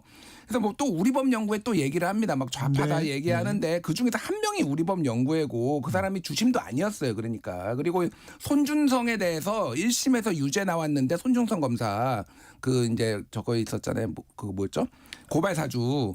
2심에서 무죄 준 게 또 이 재판부예요. 그러니까 이거는 그러니까 좌파다 우파다 이런 거 하지 말고 이런 취지가 있으면은 대법원에서도 이제 고민을 하고 존중을 웬만하면 하겠죠. 예. 네, 선고 얘기는 여기까지 하고요. 좀 영양 부분을 살펴보겠습니다. 사법 리스크 부담을 어느 정도 벗은 이재명 대표. 지금까지하고 다르게 좀 행보를 좀 달리할까요? 이제 좀 차기 지도자의 면모라든가 민생 행보 이런 쪽으로 좀 집중할 걸로 보십니까? 또 이제 뭐 위장 우클릭이나 그게 그 민생 행보 아마 이게 참칭 대통령 놀이까지 할 겁니다. 본인이 뭐 예산권 다 있는 것처럼 야 이럴 때 세금 쓰라고 세금 내는 거 아니냐 이런 식으로 하고 있는데 지금 민생 행보 지금요 오늘 안 가면 법원에 심각합니다. 월금 대장동 본재판이 있어요. 유동규 씨하고 그 남욱 그 있잖아요. 김만배. 근데 정인 2분 나가서 월요일날 과태료 300만이 나왔어요. 네. 근데 그렇죠. 판사가 아주 음한 표정으로 통상적인 사건으로 처리하겠다. 이렇게 법정에서 이야기했다고 합니다. 제가 유동규 씨한테 들었어요. 자, 그러면 오늘 안 가면요. 오늘 정년이에요. 저는 일주일 이내 감치하거든요. 법원은 빨리 이재명 대표 구속해야 됩니다. 지금 이게 산불 그 갈 때가 아니에요. 법치가 무너지고 있어요. 월요일 날 2번 무단회가 정의는 의무잖아요. 300만 원 과태료 놓다니까 오늘 금요일이에요. 오늘 안 가면요. 감치 저는 때릴 게 맞다 봐요. 판사도 그런 게 통상적으로 처리했는데 일반인이 무단으로 정의를 안 가면요. 6번 지금 돼 있거든요. 그러면 이게 일주일 이내 감치를 합니다. 저는 오늘 한번 지켜보겠습니다. 오늘 안 가면 판사가 어떤 처분할지. 이재명 대표의 행보에 관해서 좀 질문을 드렸습니다. 그 2심 선고 지난 수요일에 2심 선고 났는데 오전에 그 알래스카 주지사를 아마 만났을 거예요. 그게 이제 트럼프 대통령이 알래스카 이제 천연가스 투자할 거다라고 지난번에 국회에서 연설했을 때 한국을 이제 언급한 게 관세 얘기하면서 그 얘기까지 했거든요. 한국하고 일본이. 그러니까 이 대선 행보죠, 사실은. 안정감 있게 이후에 내가 이렇게 대통령이 되면은 이런 문제도 잘 처리할 수 있다 뭐 이런 거라서 사실상 그러니까 무죄나 이런 거를 조금 아니면은 감형을 확신한 것 같아요. 선고 전에 이미 그렇게 행보를 한 거를 봐서는 오전에 했거든요. 오후 2시에 이제 선고가 나고. 그러니까 뭐 앞으로 더 지금 뭐 민주당에서는 좀 추대 얘기까지 나올 정도로 사실상 민주당 내부에서는 경선을 굉장히 어렵다기보다는 이제 뭐 의미가 없게 볼 정도로 물론 하게 하겠지만 그렇게 보고 지금 박정훈 의원이 저는 굉장히 재밌더라고요. 국민의힘 박정훈 네. 의원이 그 타노스가 이제 영화 얘기입니다. 영화에서 이제 그 마블 영화 있잖아요. 예. 어벤져스. 거기에서 타노스 최종 보스인 타노스를 이길 확률이 1600만 분의 1인데 아무리 계산해도 뭔가 취지가 이런 거 이재명을 이길 방법이 없으니 윤석열을 그러니까 탄핵을 인용하면 안 되고 기각해야 된다. 그래서 시간을 벌어야 된다. 이런 얘기를 했거든요.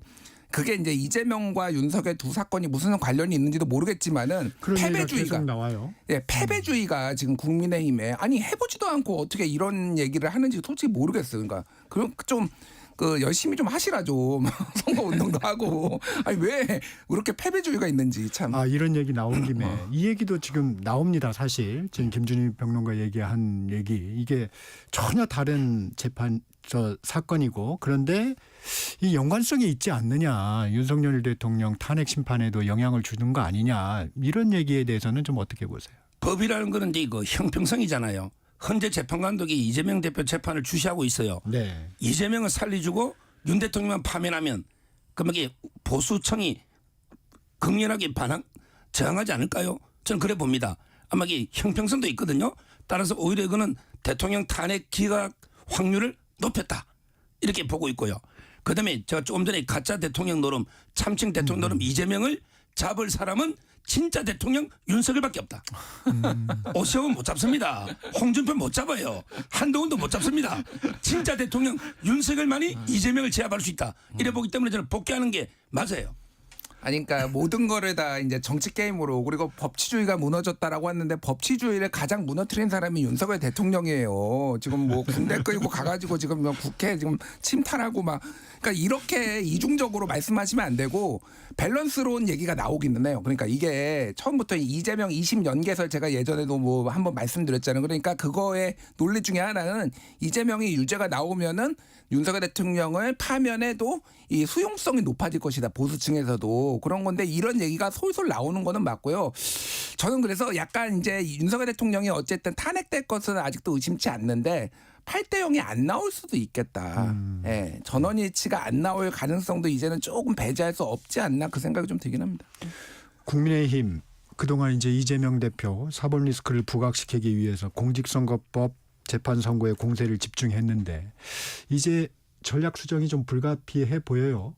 어떻습니까? 아니 전략 수정 좀 하십시오. 좀 언제까지 재판 가지고 아니 그날 26일 날 오전에 권성동 원내대표가 승복하라고 좀 얘기하라라고 하다가 바로 무죄 나오니까 본인이 승복을 안 하고 이해할 수 없다. 뭐 이런 재판 처음 봤다. 뭐 이런 얘기를 막 권현세, 권성동 뭐 다 하고 있거든요.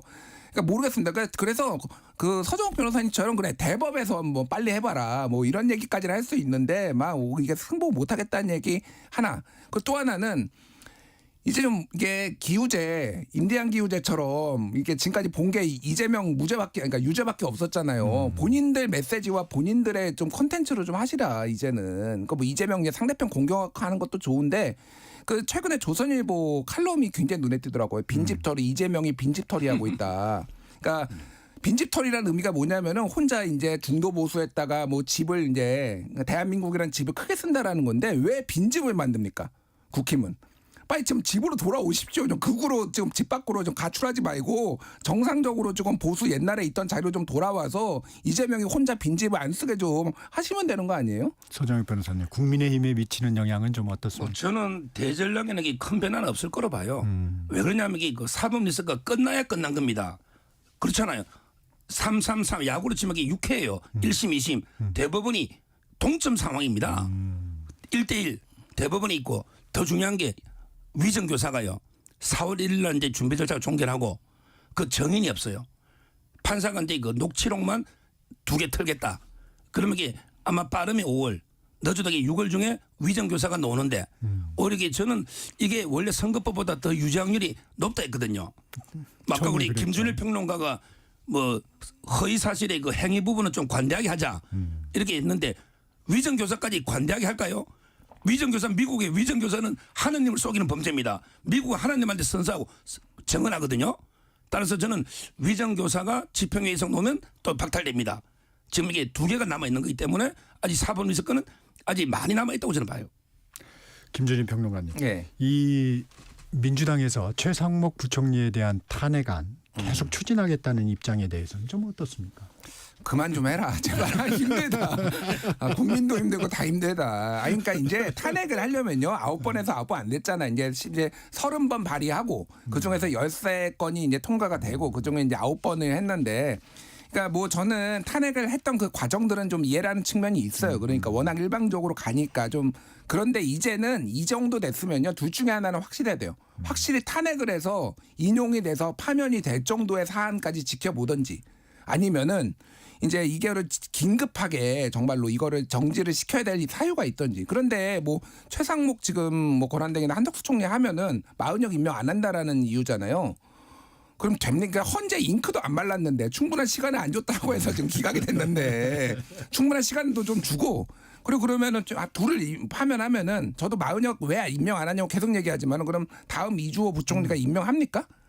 모르잖아요. 그러니까 임명 안 할 가능성도 높잖아요. 그 다음에 뭐 외교부 장관, 통일부 장관이 막 순서대로 쭉쭉 나가는데 임명하나요? 그러니까 그거는 그거대로 하고 조금 전략적으로 좀 했으면 좋겠습니다. 이제는. 예. 마지막 질문이 될 것 같은데요. 지난주 두 분께서 동의를 하신 부분이 4월 둘째 주로 갈 수도 있다. 선거 시기가 그 모처럼 만에 두 분이 그 의견 일치를 보셨었는데 실제로 상황이 지금 그렇게 변하고 있습니다. 선거 시기 다시 한번 한 일주일 지났는데 어떻게 예상하십니까? 뭐 아마 이게 모처럼 일치가 아니고 조금 전에 말도 제가 100% 동의합니다. 그 탄핵 결정 중간에 하루에 한두 개씩은 계속 일치합니다. 계속 대립하는 게 아니에요. 맞잖아요. 아까 최상목 한덕수 총리 탄핵하면 안 된다는 거 제가 100% 네. 동감하고요. 네. 아마 이게 선거 시기는 마지노는 4월 11일일 거예요. 18일 퇴임하니까 그까지는 안 갈 거고 윤상현은 11일인데 잘하면 이게 다음 주 말이나 저는 우리 11일까지도 갈 수는 있겠다. 좀 더 고민할 수 있겠다. 이렇게 예측이 돼요. 김준일 평론가님 짧게. 네, 아니 저도 4월 18일 전에 예전에 이정미 재판관이 3월 10일에 선고했는데 3월 13일에 퇴임이었거든요. 사흘 전에. 그러니까 그 가능성 거의 15일 막 16일 그 주까지 갈 가능성도 배제할 수 없을 것 같습니다. 네, 오늘 여기까지 듣겠습니다. 정치와이 서정욱 변호사, 김준일 시사평론가와 함께했습니다. 고맙습니다. 감사합니다.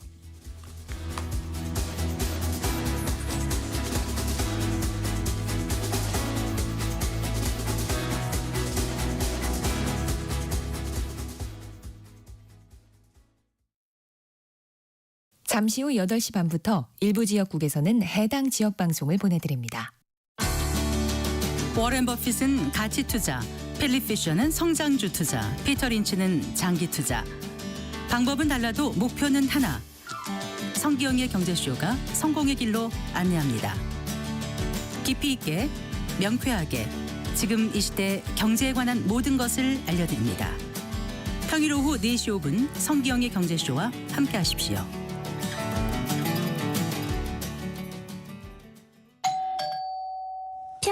맞습니다.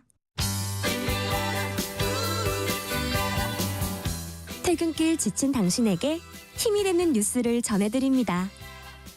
매일 저녁 5시 5분 당신과 함께 읽는 세상 이야기 KBS 1라디오 뉴스레터 K. 지금 시각은 8시 30분입니다. KBS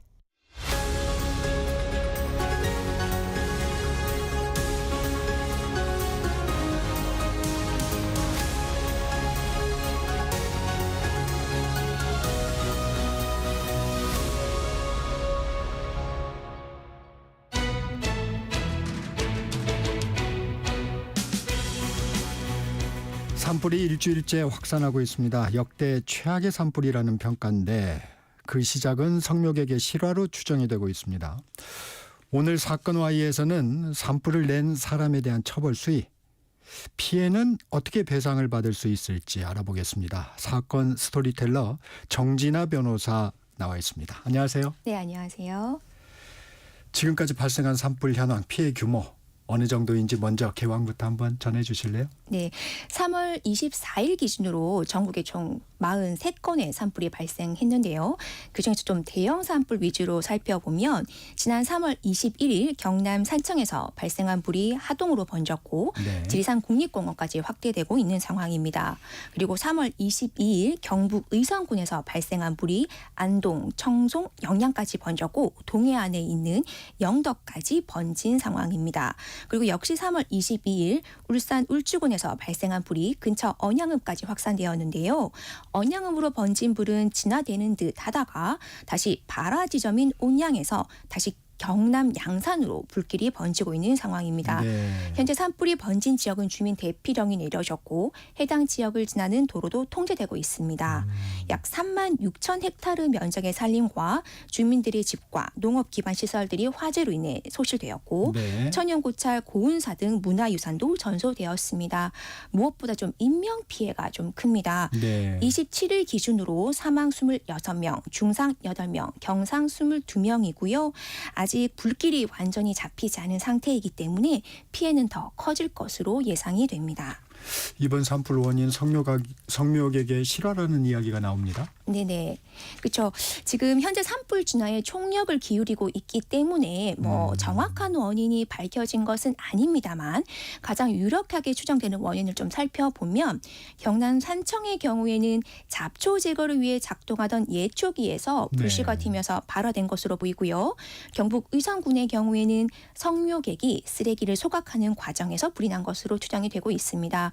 그리고 울산 울주군의 경우에는 용접 작업을 하던 농막에서 불이 시작된 것으로 보고 있습니다. 사실 모두 다 실화에 의한 것으로 추정이 되고 있는 그런 상황입니다. 이 산불 원인을 분석해 보면 변호사님이 얘기해 주신 것처럼 입산자의 실수, 또 쓰레기나 농업 부산물을 태우다가 담뱃불 등으로 인해 발생한다고 하는데 이 실수라고 해도 처벌받죠? 네, 그렇습니다.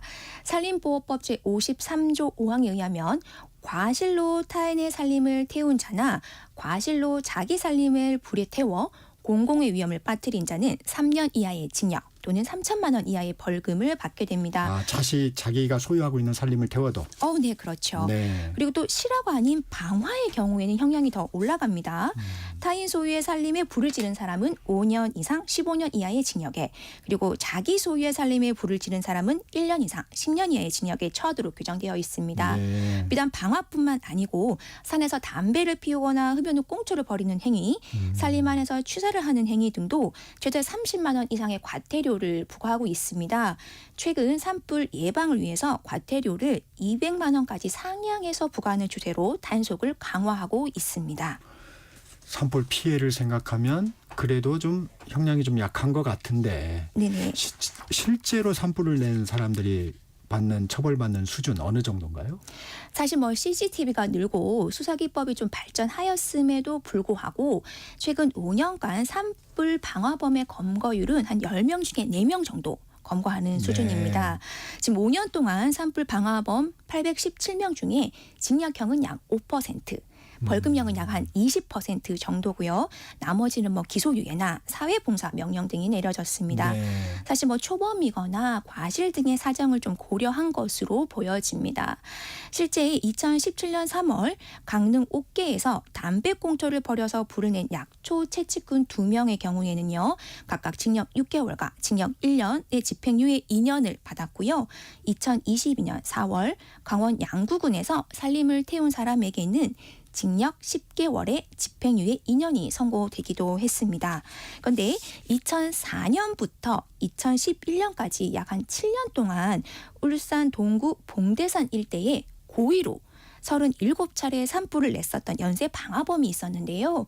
이 방화범에게는 대법원에서 징역 10년의 확정 판결이 내려지기도 하였습니다. 네, 잠시 속보 전해드리고 가겠습니다. 그 인명피해 부분 어제 저녁 8시 기준으로 해서 사망자가 28명이었고요. 중상이 8명, 경상이 24명입니다.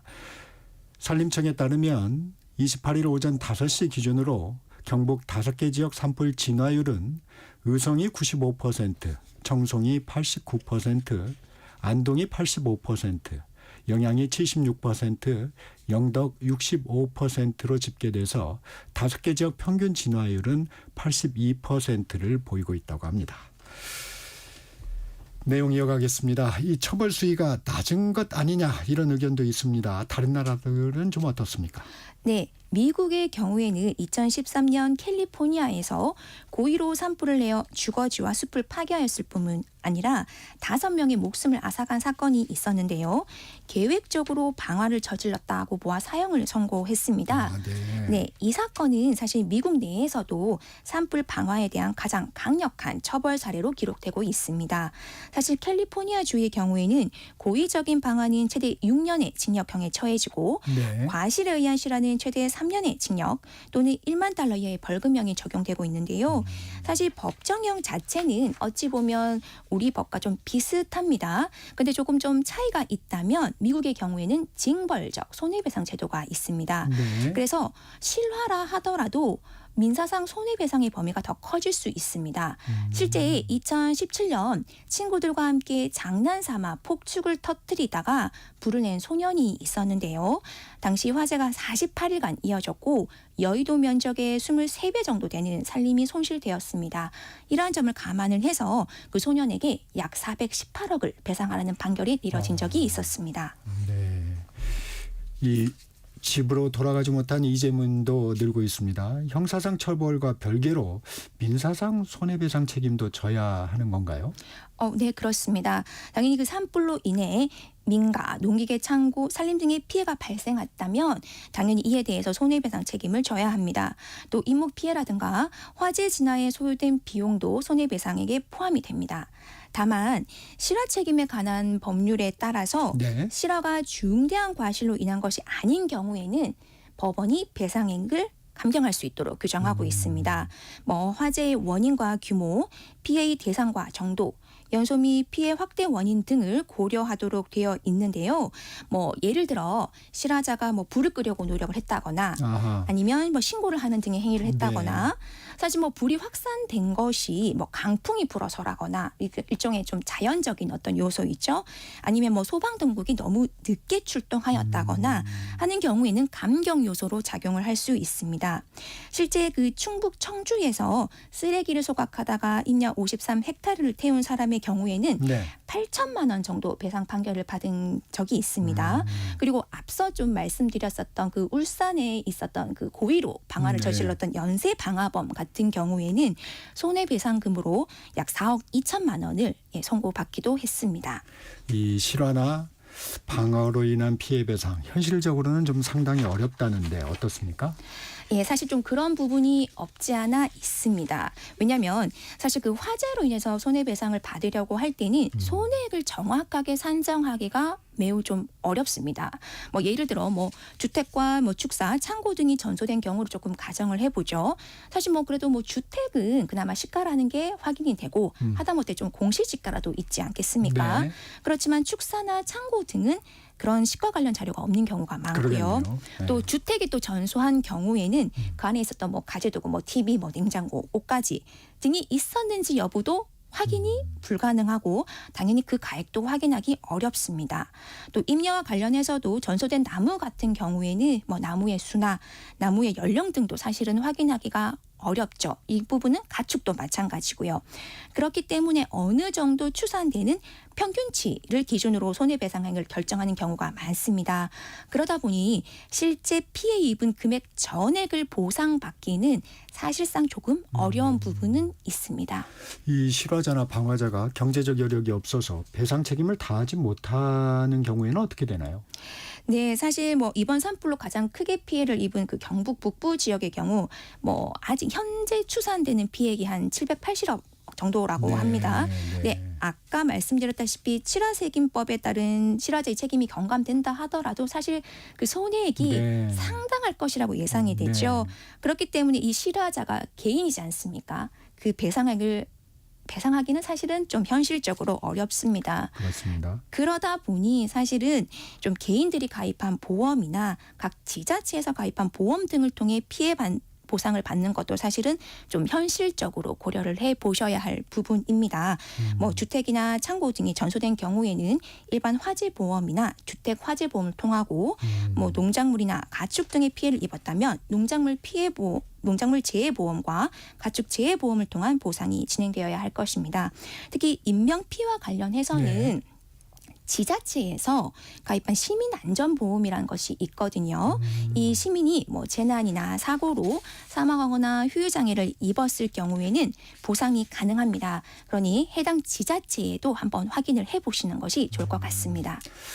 2019년 4월이죠. 강원도 고성과 속초에서 큰 산불이 있었는데 당시에는 한전이 산불 원인을 제공했는데 그 당시 피해 보상은 어떻게 됐나요?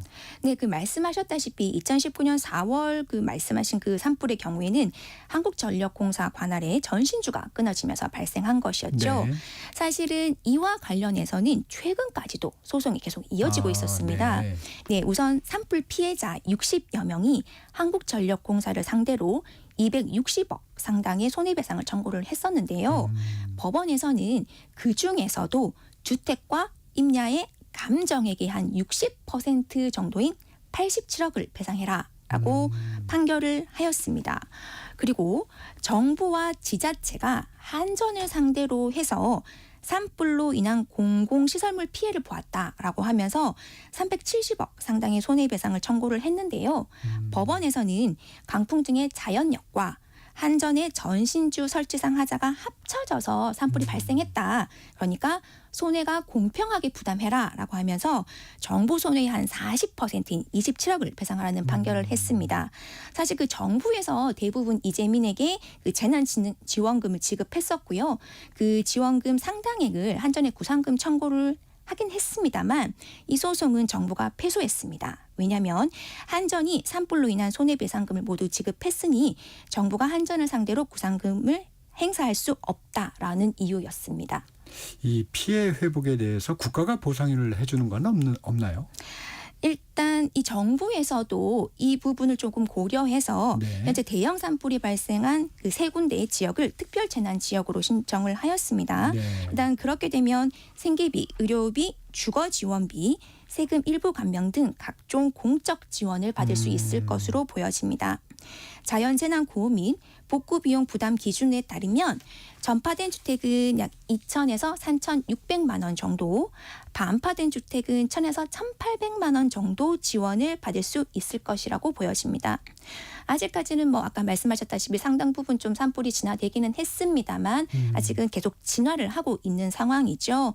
그리고 산불이 모두 다 진화되고 피해 규모가 좀 구체적으로 좀 더 산정이 되면 이재민에 대한 지원과 피해 복구를 위해 본격적인 지원을 하지 않을까 생각이 됩니다. 그러면 이런 천재지변에 대비해서 재산권 피해를 좀 줄이기 위해서 할 수 있는 방법은 뭐가 있을까요? 사실은 그 어느 방법보다 예방이 사실 제일 중요하지 않겠습니까? 네. 사실 뭐 자연재해는 우리의 노력만으로 완벽하게 뭐 막아내기는 어렵습니다. 그렇습니다. 하지만 이번과 같은 한순간의 부주의로 인하여 발생하는 산불은 자연재해가 아닌 인재죠. 그러니까 충분히 예방이 가능할 것으로 보여집니다. 뭐 산불 예방을 위해서 지켜야 할 수칙들 잘 지켜주시면 좋을 것 같고요. 그리고 불의의 피해를 대비해서는 보험 등에 가입을 하시는 것도 제가 봤을 때는 하나의 방법이 아닐까 이렇게 생각이 됩니다. 여기까지 듣겠습니다. 사건와의 정진아 변호사였습니다. 고맙습니다. 네, 감사합니다. 전격시사 듣고 계신 지금 시각 8시 44분입니다.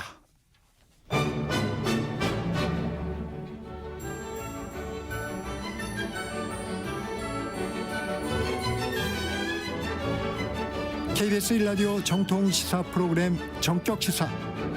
정치자의 눈으로 질문하겠습니다. 공정의 가치를 추구합니다. 꼭 필요한 정보를 담겠습니다. 월요일부터 금요일까지 아침 7시 20분에 찾아옵니다.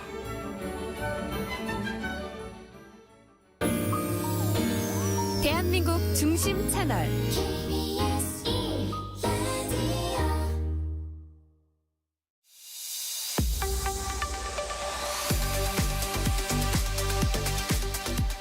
KBS 황정호 기자의 뉴스 키워드 시간입니다. 한 주간 있었던 뉴스 중에서 황정호 기자의 시선으로 고른 뉴스들 함께 살펴보겠습니다. 황 기자 안녕하세요. 안녕하세요. 첫 번째 키워드는 통신장애입니다. 경북 울진군 등 경북 지역 산불 피해가 컸는데 통신장애도 있었죠? 네, 맞습니다. 크고 작은 통신 피해가 계속 이어지고 있는데 25일 날 경북 울진군 전체 지역에 SK텔레콤 이동통신 서비스가 한 2시간 정도 중단이 됐던 일이 있었는데요. 이때 이제 정부가 SK텔레콤의 이제 회선이 이제 오류가 생겼으니까 다른 회사 회선을 사용할 수 있는 이른바 재난 로밍 조치를 이제 실시하기로 결정을 했었거든요. 네. 근데 이게 바로 할 수 있는 게 아니라서 적용 테스트를 또 해야 되는데 그 적용 테스트 하는 중에 이제 SK텔레콤이 자체 복구를 해서 한 2시간 정도 만에 이제 복구는 했다고 알려왔는데 사실상 그 2시간 동안 전화도 안 되고 그렇죠. 뭐 인터넷도 안 되고 피해를 호소하는 이제 제보가 많았고요. 뭐 울진뿐만 아니라 현재는 경북 영덕군에서도 뭐 TV도 안 된다, 뭐 전화도 안 된다 이런 제보들이 이어지고 있습니다. 실제로 이제 그 국내 통신사들도 뭐 장비라든지 케이블, 인력을 이제 급파해서 계속 주의를 살피고 있고요. 근데 이제 기지국이 타버린 경우도 많기 때문에 지금 정부에서도 방송통신 재난위기 경보를 주의 단계로 지금 상향 발령해서 계속 주의 깊게 보고 있는 상황입니다. 기지국이 타버리면 어쩔 수가 없겠군요. 그러면 이제 또 이제 사실 이제 이동하는 기지국을 보내야 되는데 그 시간 동안도 텀이 있다 보니까 또 불편을 겪으실 수밖에 없는 것 같습니다. 재난 상황에서는 1분 1초가 급할 텐데요. 카카오나 네이버 등 플랫폼 기업들도 산불 피해를 최소화하기 위해서 대응책을 마련했다고요? 네, 아무래도 네이버나 카카오를 이제 이용자분들이 많이 사용을 하고 계시다 보니까 네이버에서도 산불 현황을 좀 빠르게 알리기 위해서 별도 페이지를 이제 만들어서 운영을 하고 있더라고요. 네. 네이버 날씨 페이지에 산불 코너를 만들어서 해당 지역의 풍속, 뭐 CCTV 등을 확인할 수 있도록 했고요. 또 아무래도 이제 운전하시는 분들이 많이 찾는 그 네이버 지도에 대형 산불이 발생한 지역 그리고 그 인근의 도로 통제된 구역을 빨간색으로 이제 표시를 해놔서 이용자분들이 좀 쉽게 알아볼 수 있도록 안내를 하고 있고 카카오톡 같은 경우에는 카카오톡 이제 오픈 채팅이라고 해서 이제 누구나 자기 신분을 이제 뭐 드러내지 않고 채팅할 수 있는 그런 코너에 또 산불 해시태그를 추가해서 이용자분들이 좀 편하게 산불 상황을 검색하기도 하고 자유롭게 자기 상황을 공유할 수 있도록 그렇게 했고요. 또 이제 네이버와 카카오에서 운영하고 있는 온라인 기부 플랫폼이 있는데 이곳을 통해서도 지금 화재 복구를 위한 기부금이 많이 모이고 있다고 합니다. 도움이 되는 서비스 잘 이용하시기 바랍니다. 두 번째 키워드는 민폐입니다. 어떤 내용인가요? 이게 온라인에서 한참 논란이 있었던 사진, 그러니까 영상인데 한 여성이 골프장에서 골프를 치고 있는데 뒷부분에 그러니까 그 여성의 이제 뒤로 보면 소방 그 헬기가 급하다 보니까 골프장에 있는 그 해저드에서 이제 물을 퍼가는 이제 그런 것들이 생기잖아요. 그런데 그쪽을 향해서 공을 이제 치는 그런 영상을 촬영을 하고 또 뭐 헬기를 뒤로 해서 자기 셀카를 찍는다든지 이제 그런 영상을 올리면서 이제 좀 비난을 많이 받았는데 이제 그 여성도 뭐 그 헬기는 생각보다 되게 뭐 멀리 있었다 이제 뭐 그런 얘기를 했었는데도 이제 누리꾼들은 아니 그래도 물을 퍼나르는데 혹시라도 공이 맞아서 사고가 되면 어떡하냐 이제 이런 비난들이 많았거든요. 그리고 이제 경북 지역도 같은 경우에도 지금 사실 실화 아니면 어떤 이제 사실 거의 인재로 지금 밝혀지고 있잖아요. 처음 초기 발화가. 네. 그런 상황에서 또 쓰레기를 태우다가 적발되는 일이 발생을 해서 지금 눈살을 찌푸리고 있거든요. 안동 화해마을 지금 방어선을 지금 구축하기 위해 소방 인력들이 정말 총력을 다하고 있는데 그렇죠. 그 화해마을 인근에서 또 쓰레기를 태우던 70대 노인이 경찰에 적발되기도 하는 그런 사례들이 있습니다. 네, 진짜 민폐군요. 네, 세 번째 키워드는 폐쇄입니다. 의정 갈등 초기부터 논란이 됐던 사이트인데 교육부가 이 사이트를 폐쇄해달라고 요청했는데 오늘 최종 결정이 난다고요? 네, 방송통신심의위원회가 이런 사이트 폐쇄를 결정할 수 있는 건데 네. 교육부에서 이제 폐쇄를 해달라라고 요청을 했어요. 그런데 원래 수요일 날 그게 최종 결정이 날 거다라는 이제 기대가 있었는데 그 방심위 위원들은 관계자 진술 뭐 이런 것들을 좀 추가로 듣고 결정을 하겠다라고 일단 보류를 하고 네. 오늘 오후에 다시 한번 그 회의를 열어서 최종 결정하겠다고 밝혔거든요. 이 사이트를 그냥 짧게 설명을 좀 드리면 네. 인증을 해야만 접근할 수 있는 사이트예요. 그러니까 자기가 의료인이라는 걸 인증을 해야만 이용할 네. 수 있는 사이트예요. 그래서 의대 증원 이 갈등이 시작되면서 의료인 이 집단 행동에 좀 동참하지 않는 의사들을 대상으로 뭐 신상 정보를 유출했다라는 그랬죠. 그런 이제 그런 의혹을 이제 받는 그런 사이트였거든요. 그래서 지금 상황은 조금 더 이제 관계자 진술도 들어보고 해야 된다라는 이제 그런 상황이고 아마 오늘 오후에 결정이 될 것으로 보입니다. 네. 네 번째 키워드 은둔 청소년이네요. 국내 청소년 10명 가운데 3명이 집 밖으로 나가지 못하는 고립과 은둔을 경험한 것으로 나타났다고요? 일단 사회와 이제 단절된 일상을 계속 하다 보니까 네. 삶의 만족도도 크게 떨어졌고 심지어 뭐 죽고 싶다라는 생각을 하는 경우도 많았다고 합니다. 네. 그러니까 고립이나 은둔으로 이제 분류가 되려면 대부분의 시간을 집 안에서 보내고 뭐 학업이라든지 취업 활동을 하지 않는 이제 그런 경우를 고립 은둔 청소년으로 분류를 하고 있거든요. 네. 여성가족부가 사실상 처음으로 이제 실태 조사를 한 건데 그 청소년으로 분류되는 만 9살에서 24살 청소년 19,000명을 대상으로 이제 조사를 한 거고요. 네. 근데 여기서 30%가 고립 은둔 상태로 확인이 된 겁니다. 네. 그러니까 사실상 어떻게 보면 활발하게 사회 활동을 하고 교류를 해야 되는 이 나이대 한 10명 중 3명이 고립된 상태로 지금 살고 있다는 거고 또 문제는 아까 말씀드렸다시피 이 고립운동 청소년 가운데 60% 이상이 죽고 싶다라는 생각을 한 경험이 있는 것으로 나타났거든요. 네. 그렇다면 이 고립과 은둔이 왜 시작됐냐라고 이제 조사를 해봤더니 대인관계 가장 많았고요. 또 공부와 진료에 관한 이제 어려움 이런 것들이 이제 주요 원인으로 꼽혔다고 합니다. 근데 고립 은둔으로 이제 분류된 이 청소년들의 70% 그러니까 거의 대부분도 현재 이 생활에서 벗어나고 싶다고 응답을 했다고 해요. 그러니까 정부가 지속적인 이런 조사 그리고 지원이 좀 필요하다라는 이제 이야기가 나오는 이유거든요. 근데 전문가들 같은 경우에는 이 고립이나 은둔의 요인이 사실상 좀 다양하기 때문에 좀 맞춤형 지원을 좀 더 구체적으로 해줘야 된다라는 의견들을 많이 내고 있습니다. 이 10명 중에 3명이라고 하면 굉장히 높은 수치인데 이게 이제 경험을 한 거죠. 이게 계속 이분들이 10명 중에 3명이 뭐 지금도 이런 상황을 계속 겪고 있는 건 아니고 그런 경험을 했다 이런 얘기죠. 고립 은둔 상태로 확인이 된 거여서요. 아, 그렇습니까? 네네. 그러면 어떤 지원이 좀 가능할까요? 이분 저희가 실제로 뭐 취재를 해보면 지자체에서 이런 이제 고립 은둔 이 청소년들을 위해서 그러니까 민간 단체에게 지원금을 줘서 뭔가 이제 같이 생활을 할 수 있는 조금의 시뮬레이션이라고 해야 될까요? 그러니까 조금씩 가까워지는 그런 체험을 할 수 있는 기회를 많이 만들어 주곤 있거든요. 아까 문제가 가장 많은 문제가 대인관계에서 나와 있다고 하니까 그리고 뭐 공부와 진로 이런 것들이니까 조금 뭐 대안학교 이런 것들 그러니까 기존의 이제 그런 압박에서 좀 벗어나서 그래도 이제 뭔가 자기가 목표를 가지고 성취할 수 있도록 뭐 자격증 시험을 도와준다든지 이제 그런 것들을 좀 많이 지원을 해주고 있더라고요. 그런데 사실상 항상 문제는 예산과 인력인데 이 은둔 청소년들이 지금 10명 중 3명이 이제 그런 상태이지만 이걸 도와줄 수 있는 인력은 사실상 좀 부족한 상황이거든요. 그래서 저희가 현장에서도 그런 게 많이 부족하다라는 말은 많이 하시더라고요.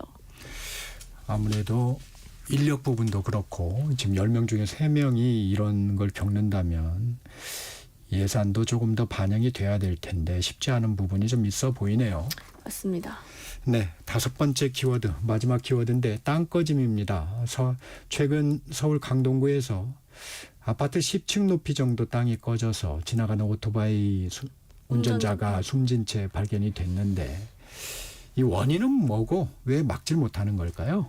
사실 이제 원인이 딱 이거다라고 밝혀진 바는 없거든요. 지금 이번 사고 원인을 둘러싸고도 의견이 좀 분분한데 네. 일단 서울시는 이제 지표 투과 레이더 탐사라고 해서 이제 이런 것들을 정기적으로 하는데 그때 상태가 양호했다. 그리고 이 사고가 나기 지난주까지도 주변을 검측했지만 이상이 없었다라고 이제 설명을 했었거든요. 전주에도 했는데 그런데 이런 이제 그 집안 침하, 그러니까 땅꺼짐 사고를 이제 살펴보면 한 8%, 아니 절반 가량이 굴착공사 부실이 좀 원인인 경우도 많았거든요. 네. 그래서 이제 좀 많은 전문가들이 그런 이유가 아니겠냐라고 이제 보고 있지만 또 다른 이제 전문가들은 요즘 워낙 집중호우, 뭐 폭염 이렇게 기후 위기 때문에 지하수 수위가 급격하게 변한 것도 원인으로 꼽힌다고 합니다. 네. 그래서 여러 가지 요인이 작용하고 있기 때문에 이제 전문가들은 이런 대규모 집안 함몰이 생기는 경우에는 단시간에 어떤 뭐 충격 때문에 일어났다기보다는 일정 기간 동안 그러니까 이게 뭔가 쌓여서 집안이 함몰돼 왔던 그런 경우가 더 많다라고 이제 분석을 내놓기도 했거든요. 네. 근데 사실 이게 뭐 국내뿐만 아니라 미국 뭐 이런 데서도 땅꺼짐이 진짜 끊이지 않고 있는 상황이에요. 그리고 특히나 지하 공간을 이제 활용해서 도시 기반 그렇죠. 시설을 만드는 게 네네. 좀 늘어나고 있기 때문에 네. 좀 장기간에 걸친 그런 원인 조사 그리고 전문가 육성이 좀 시급하다라는 이야기가 나오고 있습니다. 이번 말씀하십시오. 네. 그래서 이제 강동구 같은 경우에는 이번 사고가 워낙 크다 보니까요. 특별 점검 실시해서 빈 곳의 규모가 좀 작으면 즉시 복구를 하고 규모가 좀 크면 이제 굴착 조사해서 좀 정확한 원인을 파악한 뒤 복구하겠다고 했고요. 아무래도 이제 또 근처에 초등학교 뭐 이런 학교들이 그렇죠. 많다 보니까 지금 학교 주변 횡단보도 뭐 골목길 이런 쪽에 인력을 배치해서 좀 안전을 점검하고 있다고 합니다. 네, 오늘은 여기까지 듣겠습니다. 지금까지 뉴스 키워드 KBS 황정호 기자와 함께했습니다. 고맙습니다. 감사합니다. 3월 28일 금요일 전격시사 여기서 마무리합니다. 진행의 KBS 기자 정창준이었습니다. 건조한 날씨, 산불 예방에 더욱 주의를 기울여 주시기 바랍니다. 다음 주 월요일 아침 7시 20분에 다시 돌아오겠습니다. 여러분 감사합니다.